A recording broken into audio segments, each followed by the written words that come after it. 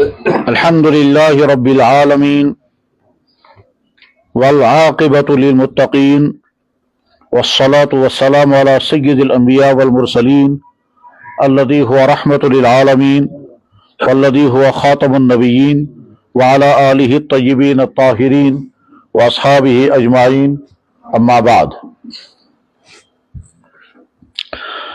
فقد قال الله تبارك وتعالى في كتابه العظيم الف لام میم ذلك الكتاب لا ريب فيه هدى للمتقين الذين يؤمنون بالغيب ويقيمون الصلاة ومما رزقناهم ينفقون وقال الله تبارك وتعالى خذ من أموالهم صدقة تطهرهم بها وتزكيهم وقال الله عز وجل وما أموالكم ولا أولادكم انما اموالکم واولادکم فتنہ وقال اللہ تبارک وتعالی والذین یکنزون الذهب والفضة ولا ينفقونها في سبیل اللہ فبشرهم بعذاب علیم صدق اللہ مولانا العظیم وصدق رسولہ النبی الکریم ونحن على ذلك لمن الشاہدین والشاکرین والحمد للہ رب العالمین یا رب صل وسلم دائما ابدا على حبیبک خیر الخلق کلہم۔ محترم بزرگوں اور دوستو، آج کی اس مجلس میں زکوٰۃ کے متعلق انشاءاللہ گفتگو ہوگی۔ زکوٰۃ کا تعلق مسلمان کے مال کے ساتھ ہے، اور جیسے انسان کا یہ جسم اللہ کی نعمت ہے، اسی طرح سے مال بھی اللہ کی نعمت ہے۔ قرآن کریم میں مال کو خیر بھی کہا، قرآن کریم نے مال کو فضل بھی کہا، اور قرآن کریم نے مال کو فتنہ بھی کہا۔ اگر اس مال کے کمانے میں اور مال کے خرچ کرنے میں انسان نے اللہ کے حکموں کی پابندی کی تو یہ مال خیر ہے، یہ فضل ہے، اور اگر مال کے کمانے میں اور مال کے خرچ کرنے میں بندے نے اللہ کے حکموں کی خلاف ورزی کی تو یہ مال شر ہے اور یہ مال فتنہ ہے۔ وَاعْلَمُوا أَنَّمَا أَمْوَالُكُمْ وَأَوْلَادُكُمْ فِتْنَةٌ، جان لو اچھی طرح سے تمہارا مال، تمہاری اولاد تمہارے لیے آزمائش ہے۔ آزمائش کا مطلب یہ کہ ایسا بھی ہو سکتا ہے کہ تم اس مال اور اولاد کے سلسلے میں اللہ کے حکموں کی پابندی کر گئے تو یہ تمہارے خیر کا ذریعہ بنے گا، اور اگر تم نے خدا نخواستہ اللہ کے حکموں کی نافرمانی کی تو یہی مال اور اولاد تمہارے لیے شر کا ذریعہ بنے گا۔ آزمائش کا مطلب یہی ہوتا ہے۔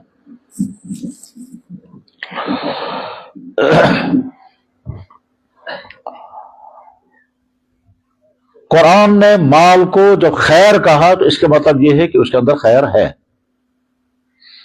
کتب علیکم اذا حضر احدکم الموت ان ترک خیرا، جب تم میں سے کسی کو موت آنے والی ہو اور وہ پیچھے سے خیر چھوڑ کر چلا جائے تو خیر سے مراد مال ہے۔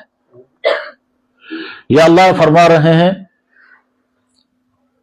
فَإِذَا قُضِيَتِ الصَّلَاةُ فَانتَشِرُوا فِي الْأَرْضِ وَابْتَغُوا مِنْ فَضْلِ اللَّهِ، جب جمعے کی نماز ادا کر چکو تو اب زمین میں پھیلو اور اللہ کا فضل تلاش کرو۔ فضل سے مراد مال ہے۔ لہذا یہ ذہن میں نہیں آنا چاہیے کہ جناب جو بھی دنیا کما رہا ہے وہ شر میں پڑا ہوا ہے، جو دنیا کما رہا ہے وہ گندے کام میں ہے۔ نہیں، اسلام کی نظر میں اسلام کا تصور دولت کیا ہے کہ دولت انسانوں کے لیے ضروری ہے، اس کا کمانا ضروری ہے، اسی کے ذریعے سے انسان کی ساری زندگی کی ساری سرگرمیاں ہوتی ہیں، انسان اپنی تمام ضروریات اسی دولت کے ذریعے پورا کرے گا۔ لہذا اللہ کے مقرر کردہ ضابطے کے مطابق اگر کسی نے دولت کمائی تو وہ خیر۔ صحابہ کرام میں بہت بڑے دولت مند صحابہ بھی تھے، جیسے حضرت عثمان ابن عفان اور حضرت عبد الرحمن ابن عوف، اور آگے چل کر کے حضرت زبیر ابن عوام بڑے دولت مند تھے، بلکہ بخاری شریف میں حضرت زبیر ابن عوام رضی اللہ تعالیٰ عنہ کی دولت کا ایک جگہ حساب کیا گیا ہے، وہ کروڑوں میں ہے۔ زبیر ابن عوام اللہ کے نبی علیہ السلام کے خاص صحابہ میں سے تھے، جن 10 صحابہ کو اللہ کے نبی نے جنت کی خوشخبری سنائی، ان میں زبیر ابن عوام بھی ہیں۔ زبیر ابن عوام وہ صحابی ہیں جس کو اللہ کے نبی نے فرمایا تھا ہر نبی کا کوئی خاص مددگار ہے، میرا خاص مددگار زبیر ہے۔ اور ایک مرتبہ اللہ کے نبی علیہ السلام نے حضرت زبیر سے فرمایا میرے ماں باپ تجھ پر قربان ہوں. کہ کس درجے کا آدمی ہوگا یہ. اللہ کے نبی نے یہ جملہ صرف 2 صحابہ کو کہا ہے زندگی میں, ایک حضرت سعد ابن ابی وقاص کو اور ایک حضرت زبیر ابن عوام کو. یہ بالکل ایسے جیسے کہ کشمیری کے لوگ جو ہیں وہ محبت میں کسی کو کہتے ہیں لگے بلائی, لگے بلائی. یہ جو جملہ بولا جاتا ہے یہ اظہار محبت ہے اور آخری درجے کی محبت ہے. بس اللہ کے نبی علیہ السلام نے زندگی میں 2 آدمیوں کو کہا ہے میرے ماں باپ تو قربان ہو جائیں, ایک حضرت سعد ابن وقاص کو اور ایک حضرت زبیر ابن عوام کو. تو زبیر ابن عوام مالدار صحابہ میں سے تھے. اور جیسے کہ میں نے ابھی بتایا کہ بخاری شریف کتاب الجہاد میں زبیر ابن عوام رضی اللہ عنہ کی دولت کو شمار کیا گیا تو وہاں تو حساب کرتے کرتے سر میں درد ہو جاتا ہے. اور بڑے بڑے حدیث کی شرح کرنے والے حساب کرنے میں الجھتے رہتے ہیں کیونکہ وہ حدیث ہی اس انداز کی ہے اور وہ کروڑوں کا حساب بنتا ہے. تو کروڑوں کی دولت چھوڑ کر کے چلے گئے ہیں زبیر ابن عوام, مگر دولت مند ہونے کے باوجود زندگی ویسی ہی تھی جیسے غریبوں کی ہوتی ہے. یعنی ان کا کھانے کا انداز, کپڑوں کا انداز, رہن سہن کا انداز عام انسانی سطح پر تھا. ایسا نہیں ہے کہ دولت کی بنا پر ان کے کھانے کا, رہنے کا, کپڑوں کا, چیزوں کا انداز کچھ اور ہو اور دوسروں کو اپنے حقیر سمجھتے ہو, نہیں. جیسا کہ عام طور پر ہوتا ہے جب انسان کو دولت آتی ہے تو اس کا انداز ہی بدل جاتا ہے. بلکہ بعض دفعہ دولت آنے کے نتیجے میں انسان اپنے قریب رشتہ داروں کو حقیر سمجھتا ہے, اب وہ ملاقات کرنا بھی پسند نہیں کرتا ہے. اور وہ بلکہ بعض لوگ تو اپنا علاقہ چھوڑ دیتے ہیں, اب ہم اس غریبوں کے علاقے میں نہیں رہیں گے, اب ہم ہائی فائی سوسائٹی کے علاقوں میں جا کے بسیں گے کیونکہ ہمارا اسٹینڈرڈ جو ہے وہ اونچا ہو گیا. بہرحال دولت اور مال جو ہے یہ خیر ہے, اور اگر اللہ کے حکم کے مطابق اس کو کمایا جائے اور اللہ کے حکم کے مطابق اس کو خرچ کیا جائے تو پھر یہ خیر ہی خیر ہے, نعمت ہی نعمت ہے. اور اگر یہ اللہ کے حکموں کو توڑ کر کے کمایا جا رہا ہو اور خرچ کرنے میں بھی تو پھر یہ شر ہی شر ہے, پھر فتنہ ہی فتنہ ہے. انسان کو اللہ نے 2 چیزیں عطا فرمائی, ایک جسم اور ایک مال. جسم کے متعلق اللہ نے جو احکام بیان فرمائے ان کو کہتے ہیں عبادت بدنی, اور مال کے متعلق اللہ نے جو احکام بیان فرمائے ان کو کہتے ہیں عبادت مالی. قرآن میں اللہ تعالیٰ فرماتے ہیں وفی اموالہم حق معلوم للسائل والمحروم, جن کو ہم نے مال ادا کیا ہے وہ سمجھ لیں ان کے مال میں حق ہے ان انسانوں کا جو ہاتھ پھیلانے والے ہوں اور ان انسانوں کا جن کے پاس کھانے پینے کو کچھ نہ ہو. تمہارے مالوں میں حق ہے للسائل والمحروم, ہاتھ پھیلانے والے انسانوں کا بھی حق ہے اور ان انسانوں کا بھی حق ہے جن کے پاس کچھ بھی نہیں ہے, ان کا حق تمہارے مال میں. جناب رسول اللہ صلی اللہ علیہ وسلم نبی بننے سے پہلے آپ کی ذاتی زندگی مبارک کیسی تھی اس کا ثبوت ان تمام لوگوں کے بیانات سے ملتا ہے جو اللہ کے نبی علیہ الصلوۃ والسلام کے ساتھ رہے ہیں نبی بننے سے پہلے. اور میں سب سے قریب ترین کون تھا؟ حضرت خدیجہ الکبریٰ رضی اللہ عنہ, وہ بیوی تھی. تو جب پہلی وحی نازل ہوئی ہے اور وہ بخاری شریف میں ہے غار حرا کا واقعہ, اس میں جب اللہ کے نبی علیہ السلام واپس تشریف لائے ہیں غار حرا سے اور گھبراہٹ طاری ہو گئی تھی, اس وقت حضرت خدیجہ الکبریٰ رضی اللہ عنہ نے جو اللہ کے نبی علیہ السلام کی صفات بیان کی تھی, خوبیاں بیان ہوئی تھی, تو یہ کہا تھا آپ صلہ رحمی کرتے ہیں, مہمانوں کی مہمان نوازی کرتے ہیں, مصیبت زدہ لوگوں کی مدد کرتے ہیں, جن کے پاس کچھ نہیں ہوتا ان کے لیے کمانے کی مزدوری کرنے لگ جاتے ہیں, انک تحمل الکل وتقری الضیف وتعین علی نوائب الحق. 5 صفات بیان کی تھی حضرت خدیجہ کبریٰ نے, اور وہ سب کے سب خدمت خلق کی صفات تھی. یعنی آپ تو خدمت خلق کا وہ کام کرتے جو کوئی بھی نہیں کرتا ہے, تو اللہ تعالیٰ شانہ آپ کو کسی پریشانی میں مبتلا نہیں کرے گا. واللہ لا یخزیک اللہ ابدا, قسم خدا کہ اللہ تعالیٰ آپ کو پریشانی میں ہرگز نہیں ڈال سکتا. آپ پر جو وحی آئی ہے آپ گھبرائیں مت. تو اس وقت آپ نے حضرت خدیجہ الکبریٰ نے حضور کی جو صفات بیان فرمائی تھی اس وقت خدمت خلق, اور خدمت خلق کا تعلق انسان کے جسم اور مال کے ساتھ ہے. تو اللہ نے انسان کو جو جسم عطا کیا ہے, اس جسم پر جو عبادتیں لازم کی ہیں ان کو کہتے ہیں عبادت بدنی. اسی میں آتا ہے نماز اور اسی میں آتا ہے حج, یہ عبادت بدنی ہے, اور اسی میں آتا ہے روزہ. اور دوسری چیز جو اللہ نے بندے کو عطا فرمائی وہ ہے مال, اس پر عبادت مالی لازم کی ہے, اسی کو ہم کہتے ہیں صدقہ, خیرات, زکوٰۃ, غریبوں کی مدد وغیرہ وغیرہ. قرآن کریم میں جگہ جگہ اللہ تعالیٰ فرماتے ہیں یسألو, کہ سم کے تم اپنا مال کن کن پر خرچ کرو گے. یسألونک ماذا ينفقون, لوگ آپ سے پوچھ رہے ہیں مال کہاں کہاں خرچ کریں. قل, آپ کہیے ما انفقتم من خیر فللوالدین والاقربین والیتامی والمساکین وابن السبیل، مال تم خرچ کرو اپنے ماں باپ پر، رشتہ داروں پر، مانگنے والوں پر، مسافروں پر، غریبوں پر، ان پر مال خرچ کرو۔ زکوٰۃ کی اہمیت اور فرضیت کے متعلق بے شمار آیتیں ہیں اور احادیث ہیں۔ جو قرآن کریم کی آیتیں قرآن کریم میں موجود ہیں اور احادیث حدیث کی کتابوں میں موجود ہیں، اور جو الگ جمع کر کے تو اس پر بھی ہزاروں کتابیں لکھی گئی ہیں۔ مثلا فضائل اعمال میں مستقل ایک کتاب ہے فضائل صدقات، اس میں تقریباً اکثر قرآن کریم کی آیتیں بھی جمع ہو گئی ہیں اور اکثر احادیث جو زکوٰۃ سے متعلق ہیں وہ احادیث میں جمع کر دی گئی ہیں۔ صدقات اور زکوٰۃ کے متعلق احادیث کا بہترین مجموعہ ہے فضائل صدقات، اس میں زکوٰۃ کی فرضیت، زکوٰۃ کی اہمیت، زکوٰۃ ادا کرنے پر اللہ کی طرف سے انعامات اور زکوٰۃ ادا نہ کرنے پر اللہ کی طرف سے سزا اور عذاب، وہ سارا بیان ہوا ہے۔ مسائل زکوٰۃ اس میں نہیں ہے کیونکہ وہ فضائل کی کتاب ہے، مسائل کی نہیں۔ مسائل الگ چیز ہیں، فضائل الگ چیز ہے۔ فضائل ہوتے ہیں کسی عمل کی قدر و قیمت، کسی عمل پر ملنے والا انعام، کسی عمل کے نتیجے میں اللہ کیا عطا کرتے ہیں، اس کو کہتے ہیں فضائل۔ اور ایک مسائل کا مطلب ہوتا ہے اس عمل کو ادا کرنے کا طریقہ۔ نماز کے فضائل کیا کیا ہے وہ الگ حدیثیں ہوں گی، اور نماز کا طریقہ کیا ہوگا اس کا الگ طریقہ نماز کے لیے الگ احادیث ہیں، ان کو کہتے ہیں مسائل صلاۃ۔ اور نماز کی فرضیت، اس کی اہمیت، نہ پڑھنے پر کیا سزا لگے گی، دنیا اور آخرت میں نماز پڑھنے کے نتائج کیا نکلتے ہیں، تو اس کو کہتے ہیں فضائل نماز۔ تو فضائل قرآن میں بھی ہیں، احادیث میں بھی ہیں، مسائل قرآن میں بھی اور احادیث میں بھی ہیں، یہ دونوں الگ الگ چیزیں ہیں۔ ایک ہے جناب کسی دوائی کی اہمیت اور فوڈ ویلیو بتانا یا میڈیسن ویلیو بتانا، اور ایک ہے دوائی کے استعمال کرنے کا طریقہ بتانا، یہ دو الگ الگ چیزیں ہیں۔ بہرحال زکوٰۃ کی اہمیت اور فرضیت اتنی زیادہ اہم ہے کہ اللہ تعالیٰ شاہ نے قرآن کریم میں فرمایا جو لوگ زکوٰۃ ادا نہیں کرتے اور مال جمع کر کے رکھتے ہیں، یہ مال قیامت کے دن گرم کر کے ان کے جسم میں لگایا جائے گا۔ اللہ کے نبی علیہ السلام جب بھی کسی کو کلمہ پڑھاتے تھے تو جن اعمال کا حکم دیتے تھے ان اعمال میں نماز کے بعد سب سے پہلے زکوٰۃ کا حکم دیتے تھے۔ بخاری شریف کی مشہور حدیث ہے جو کتاب الایمان کی پہلی حدیث ہے۔ امام بخاری رحمہ اللہ تعالیٰ نے اپنی کتاب الایمان لکھی ہے تو کتاب الایمان کی پہلی حدیث یہی ہے۔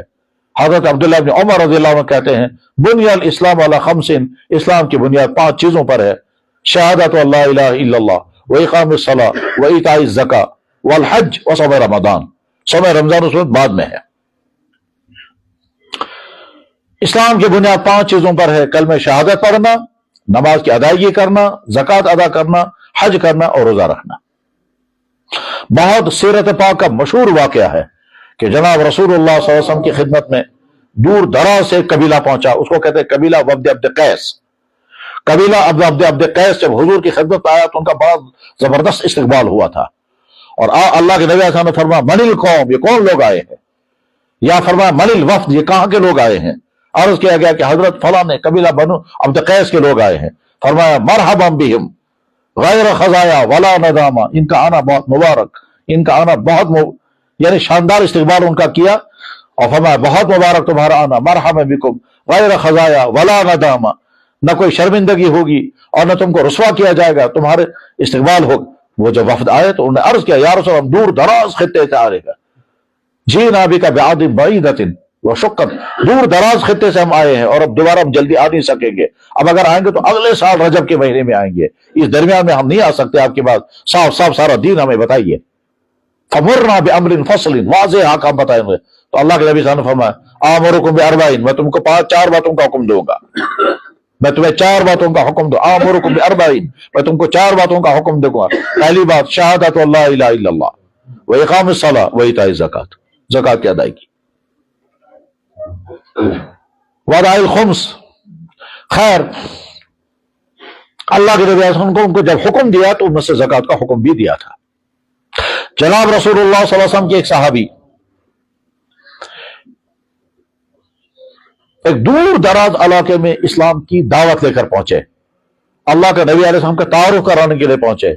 تاکہ اس خطے کے لوگوں کو دعوت دیں کہ وہ اسلام قبول کریں اور اللہ کے نبی کو نبی مانیں۔ اس علاقے کے لوگ بڑے سمجھدار لوگ تھے، اس لیے وہ جلدی کسی بات کو قبول بھی نہیں کرتے تھے اور جلدی کسی بات کو رد بھی نہیں کرتے تھے، بہت اچھی طرح سے سوچ سمجھ کر کوئی فیصلہ کرتے تھے، چاہے کسی بات کو قبول کرنا ہو چاہے کسی بات کو رد کرنا ہو، لیکن جلدی بازی نہیں کرتے تھے، سمجھداری ان کے اندر تھی۔ بہرحال جب یہ صحابی پہنچے ہیں اور اللہ کے نبی کا تعارف کرایا تو ان لوگوں نے آپس میں مشورہ کیا کہ اگر ہم نے نبی کی ذات کو مان لیا تحقیق کے بغیر اور بعد میں پتا چلا وہ نبی ہے نہیں تو ہم دھوکہ کھا جائیں گے، اور اگر وہ سچا نبی ہوا اور ہم نے نہیں مانا، جلدی بازی میں ہم نے نبی کا انکار کر دیا تو بھی تباہ ہو جائیں گے۔ لہذا ہمیں کوئی فیصلہ کرنے سے پہلے اچھی طرح سے معلومات کر لینی چاہیے، تحقیق کرنی چاہیے۔ جب اچھی طرح سے واضح ہو جائے گا کہ یقیناً وہ اللہ کے نبی ہیں تو پھر اب کیسے پتا چلے گا؟ تو نیک آدمی تھا، ذمہ دار قسم کا آدمی، اس نے کہا میں معلوم کر کے آؤں گا۔ چنانچہ اس نے لمبا سفر کیا، اور یہ کہنا مشکل ہے کہ یہ سفر 10 دن 15 دن کہ 20 دن کہ 1 مہینے سفر ہوتا رہا، اس کے بعد پھر مدینہ پہنچا۔ اور جب مدینہ شریف پہنچا ہے وہ تو حسن اتفاق ایسے وقت میں مدینہ شریف پہنچا ہے جب اللہ کے نبی علیہ السلام ایک مجلس میں تشریف فرما تھے اور وہاں حاضر ہوا وہ، تو اس کو اندازہ ہو گیا کہ جو مجمع اندر ہے انہی میں اللہ کے نبی ہے، لیکن وہ نہیں جانتا تھا کہ اللہ کے نبی کون ہے۔ حضرت انس بن مالک اس واقعے کو بیان کرتے ہیں اور بخاری شریف کتاب ایمان میں ہے۔ انس بن مالک کہتے ہیں کہ یہ شخص آیا، مسجد کے قریب آ کر کے اپنے سواری سے نیچے اترا اور پھر وہاں سے سوال کر کے کہتا ہے افیکم ابن عبد المطلب، اندر بیٹھے ہوئے حضرات کیا آپ کے درمیان وہ شخص موجود ہے جو عبد المطلب کے خاندان کا مشہور شخص، یعنی مراد نبی علیہ السلام کی ذات ہے۔ اس کو پوچھنا یہ ہے کہ کیا تمہارے درمیان وہ آدمی ہے جس کا دعویٰ یہ ہے کہ وہ نبی ہے، لیکن اسے یہ لفظ نہیں بولا، اس نے نبی کا تذکرہ ہی نہیں کیا۔ اس نے ایک ایسا لفظ بولا ہے کہ جس میں نبی ماننے کی بات بھی نہیں اور نبی کے انکار کرنے کی بات۔ اس نے کہا عبد المطلب کا بیٹا ہے، عبد المطلب اللہ کے نبی علیہ السلام کے دادا ہے، عبد المطلب دادا ہیں، ان کے صاحبزادے حضرت عبداللہ اور حضرت عبداللہ کے صاحبزادے ہیں حضور جناب محمد رسول اللہ، تو اس نے صلی اللہ علیہ وسلم، تو اس نے کہا افیکم ابن عبد المطلب۔ انس بن مالک کہتے ہیں اللہ کے نبی تشریف فرما تھے، ہم نے کہا تشریف فرما۔ چنانچہ وہ اندر آیا اور اندر آ کر کے اس حدیث میں یہ نہیں لکھا ہے کہ اس نے سلام کیا یا نہیں، البتہ اس نے آ کر کھڑے ہو کر کہا انی سائلک، مجھے آپ سے کچھ سوالات پوچھنے ہیں، وَمُسِیءٌ فِی الْمَسْأَلَةِ، اور میرا سوال کرنے کا انداز بہت کڑوا ہوگا، ٹوٹ انداز ایسے، فَلَا تَجِدْ عَلَیَّ، آپ ناراض نہیں ہونا۔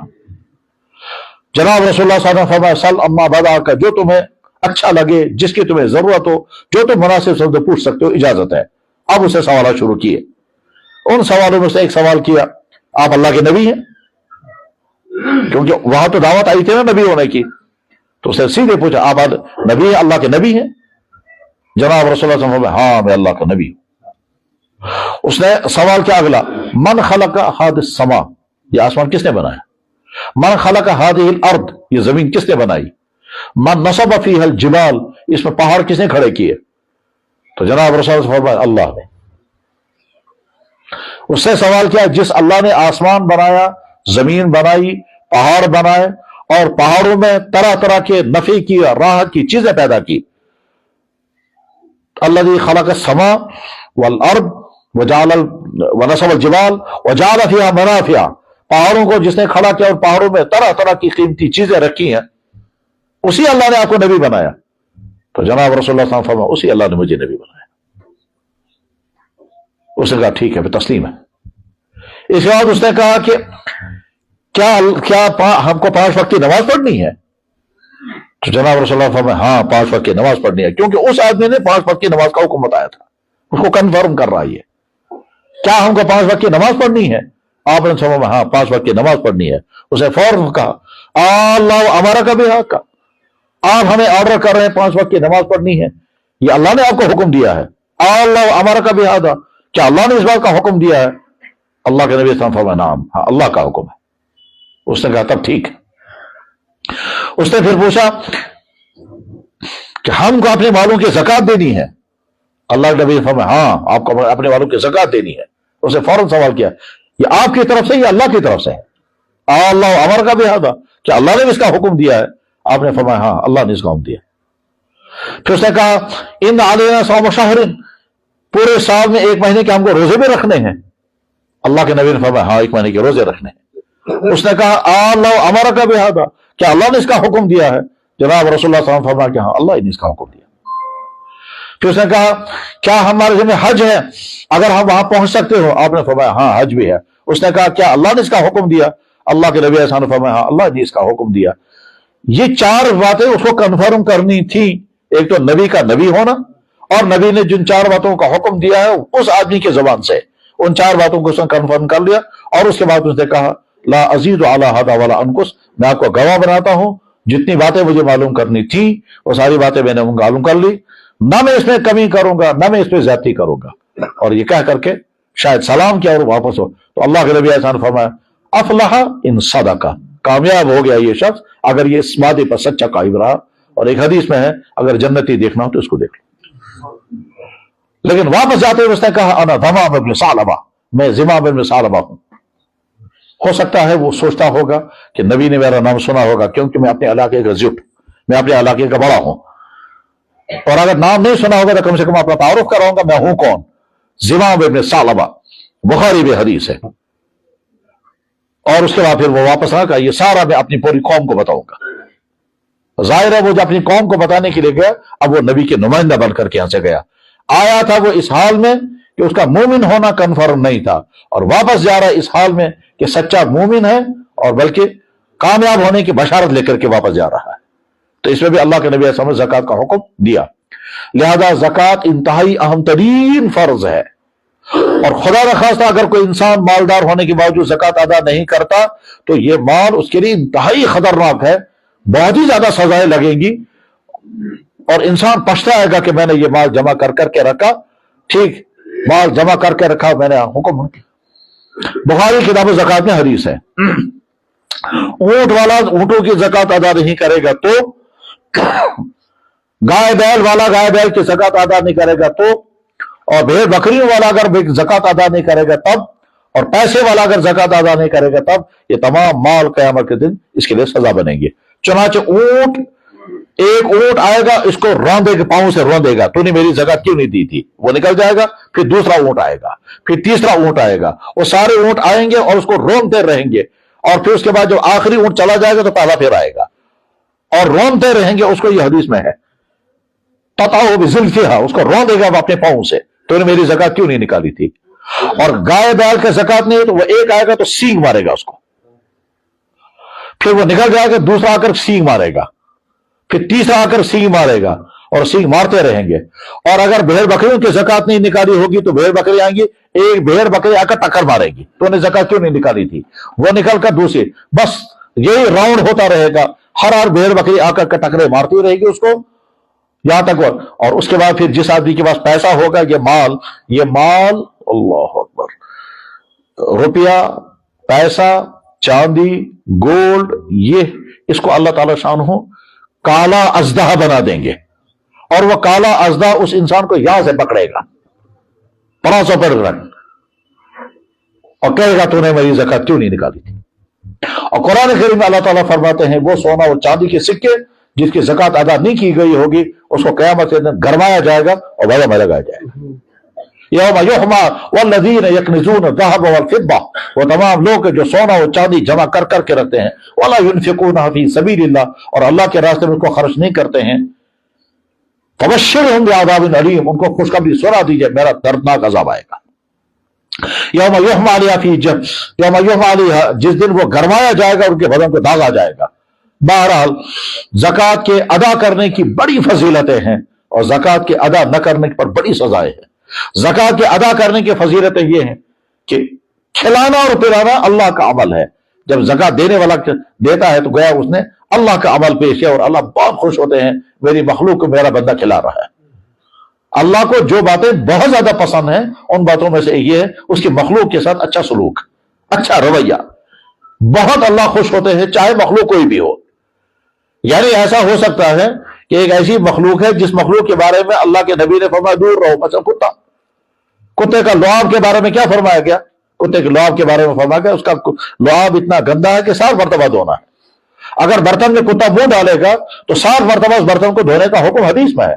اذا ولغ الكلب في اناء احدكم فانقروا، جب فاغسلوا 7 مرات، جب کسی کے برتن میں کتا منہ ڈالے گا اس برتن کو 7 مرتبہ دھو. لیکن ایک کتے کو پانی پلانے پر ایک عورت کو مغفرت ہو گئی. اور عورت کون سی تھی؟ جسے 100 مرتبہ بدکاریاں کی تھی. اس عورت نے ایک کتے کو پانی پلا، اور وہ بھی کس طرح سے؟ کنویں کے نیچے پانی تھا، کتا وہاں پہنچ نہیں سکتا تھا. اس خاتون نے اپنے کپڑے پھاڑے یا اپنے بال پھاڑے، اور بال پھاڑنے کے بعد ان کی رسی بنائی، اس رسی کو پھر اپنے جوتے کے ساتھ باندھا اور نیچے سے پانی کھینچا اور کتے کو پلایا، اور وہ کتا سیراب ہو کر جب چلا گیا. بخاری میں حدیث ہے. اللہ تعالیٰ شانوں نے اسی عمل کی بنا پر اس عورت کے 100 زنا کاریوں کے گناہ معاف کر دیے. میری مخلوق کو اس نے کھلایا کتا. بخاری میں حدیث ہے. مزاج بنانا چاہیے کسی مخلوق کو کبھی تکلیف مت پہنچاؤ، حتیٰ کہ کیڑے کو بھی تکلیف مت پہنچاؤ. جناب والا کا باتھ روم کے کموڑ میں مکڑا گر گیا ہے اور وہ نکل نہیں پاتا ہے. آپ کو بھی تجربہ اس کا ہوگا کہ کموڑ میں جب مکڑا گر جاتا ہے، وہ جب چڑھنے لگتا ہے تو اس کے ٹانگیں جو پھسل جاتے ہیں، وہ نکل نہیں پاتا ہے. جیسے واش بیسن پر کبھی مکڑا گرے گا وہ چڑھ نہیں پاتا. تجربہ ہوگا سب لوگوں کو، آپ کو بھی تجربہ ہوا کہ جب اس میں مکڑا گر جاتا ہے وہ چڑھ نہیں پاتا، کیونکہ جب چڑھنے لگتا ہے تو اس کے پاؤں پھسل جاتے ہیں. تو باتھ روم کے کموڑ میں، یعنی جہاں ناپاکی اور گندگی جمع ہوتی ہے، اس میں گر گیا ہے مکڑا.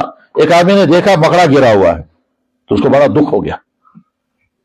اس نے پالتھین ہاتھ میں لگا اور لا کر نیچے سے وہ مکڑے کو نکالا، اور نکالنے کے بعد پھر پاؤں سے دھویا اور پھر دیوار پر لگا اور وہ مکڑا چلا گیا. بعد میں کسی نے خواب میں دیکھا، پوچھا کیا لگا؟ ایک دن باتھ روم کموڑ میں سے میں نے مکڑا نکالا تو اسی پر اللہ نے میری مغفرت کر دی. اور اللہ نے ابن حجر رحمہ اللہ تعالیٰ جو نے بخاری شریف کی سب سے بڑی شرح لکھی ہے، ان کے حالات میں لکھا ہے کہ وہ کتاب لکھ رہے تھے، دوا کے اندر قلم ڈالا، قلم جب اٹھایا تو اس میں میل زیادہ آ گئی، روٹائی زیادہ آ گئی، مکھی آ کے بیٹھ گئی. تو علامہ نے سوچا کہ اگر میں ہلاؤں گا تو مکھی چلی جائے گی، اس کو میں پہلے پینے دوں گا. بہت دیر تک قلم روک کے رکھا، وہ مکھی پی کر سیراب ہو کر جب اٹھ کے چلی گئی، اس کے بعد لکھا. اسی پر اللہ نے فرق کس عمل پر اللہ کیا اس میں مخلوق کو راحت پہنچانا. تو بہرحال مال کے ذریعے سے انسان دوسرے مخلوق کو راحت پہنچاتا ہے، اور مال کو بند کر کے گویا دوسرا مخلوق کو انسان دکھ پہنچاتا ہے. قیامت کے دن ایک بندہ آئے گا، اللہ تعالیٰ فرمائے گا میں بھوکا تھا تو نے مجھے کھلایا نہیں، میں پیاسا تھا تو نے مجھے پلایا نہیں، میں ننگا تھا تو نے مجھے کپڑے نہیں دیے. تو بندہ عرض کر کے یا اللہ آپ کیسے بھوکے ہو سکتے ہیں؟ فرمایا میرا فلاں بندہ بھوکا تھا تو نے یہ سمجھو جیسے میں بھوکا تھا. زکوٰۃ کی ادائیگی کی بہت زیادہ فضیلتیں ہیں. ان فضیلتوں اللہ فرماتے ہیں قرآن کریم میں وما انفقتم من شیء فیخلفہ، جو تم زکوٰۃ کے نام پر، خیرات کے نام پر خرچ کرو گے، وہ خرچ ہونے والا مال ختم ہونے سے پہلے پہلے اللہ کے بارگاہ میں عرض کرتا ہے یا اللہ جس نے مجھے نکالا تو اس کو مجھ سے بہتر عطا کر دے. یعنی ادھر سے مال ابھی خرچ نہیں ہوا ہوتا ہے، ادھر سے اکاؤنٹ میں آ جاتا ہے. اور حدیث میں بھی ہے، اللہ کے نبی علیہ السلام نے فرمایا کہ بخاری میں حدیث ہے کتاب الزکوٰۃ میں کہ جب بندہ صدقہ کرتا ہے یا خیرات کرتا ہے، یہ صدقہ اور خیرات ہونے والا مال جو ہے یہ اللہ سے بارگاہ میں عرض کرتا ہے یا اللہ اس نے مجھے نکال دیا تو مجھ سے بہتر اس کو عطا کرتے. زکوٰۃ دینے کی بہت زیادہ فضیلت ہے، اور زکوٰۃ روکنے کی بہت زیادہ سزائیں ہیں، دنیا میں بھی اور آخرت میں بھی. اور کبھی کبھی دنیا میں سزا لگتی ہے. جب اللہ نے زکوٰۃ دینے والا بنایا تھا، آدمی نے زکوٰۃ نہیں دی تو ایک ہی جھٹکے میں اللہ تعالیٰ بیکاریوں میں پہنچا دیتے ہیں، اور انسان بھیک مانگنے پر مجبور ہو جاتا ہے. ہر زمانے میں رہا ہے، ہم نے بھی دیکھا، دینے والوں کو ہم نے دیکھا مانگنے کے منہ سے. مجھے یاد ہے کہ ایک دفعہ ایک مسجد میں اعتکاف کے دوران ایک بزرگ نے کہا کہ اس کونے میں بیٹھ کر کے میں نے اس زمانے کے حساب سے اس نے بتایا تھا تقریباً آج سے مان لیجیے 40-45 سال پہلے کی بات. وہ کہتے ہیں اس کونے میں بیٹھ کر میں نے 1-1 لاکھ روپے زکوٰۃ تقسیم کی. ظاہر ہے اس زمانے میں 1-1 لاکھ زکوٰۃ تقسیم کرنے کے معنی گویا وہ کروڑ پتی تھے. پھر کہتے ہیں پھر اسی کونے میں ایک وقت ایسا بھی آیا کہ ہم نے آلو ابال کر کے کھائے، اس کے علاوہ ہمارے پاس کھانے کو کچھ نہیں تھا.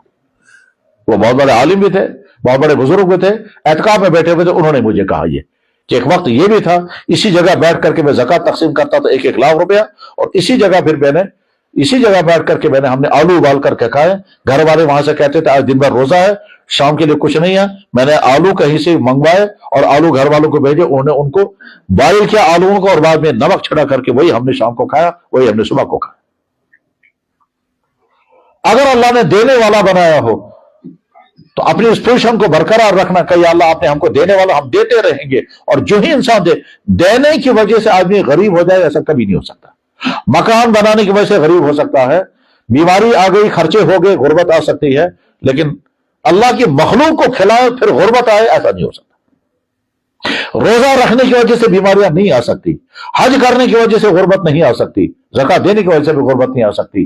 حساب ہمارا تو یہی بتاتا ہے کہ 1,00,000 روپے کی زکات ہم نے نکالی، 2,500 رقم کم ہو گئی، ہمارا حساب یہی بتاتا ہے، ٹھیک ہے، لیکن تجربہ کر کے دیکھ لیجئے، آپ کے پاس 1,00,000 روپیہ ہے، اس کے علاوہ کچھ نہیں ہے، آپ اس 1,00,000 کی زکات ادا کر دیں، 2,500 چلی گئی زکات، آپ کے اکاؤنٹ میں 97,500 روپے باقی رہ گئے، کم ہو گیا، کوئی شک نہیں کم ہو گیا۔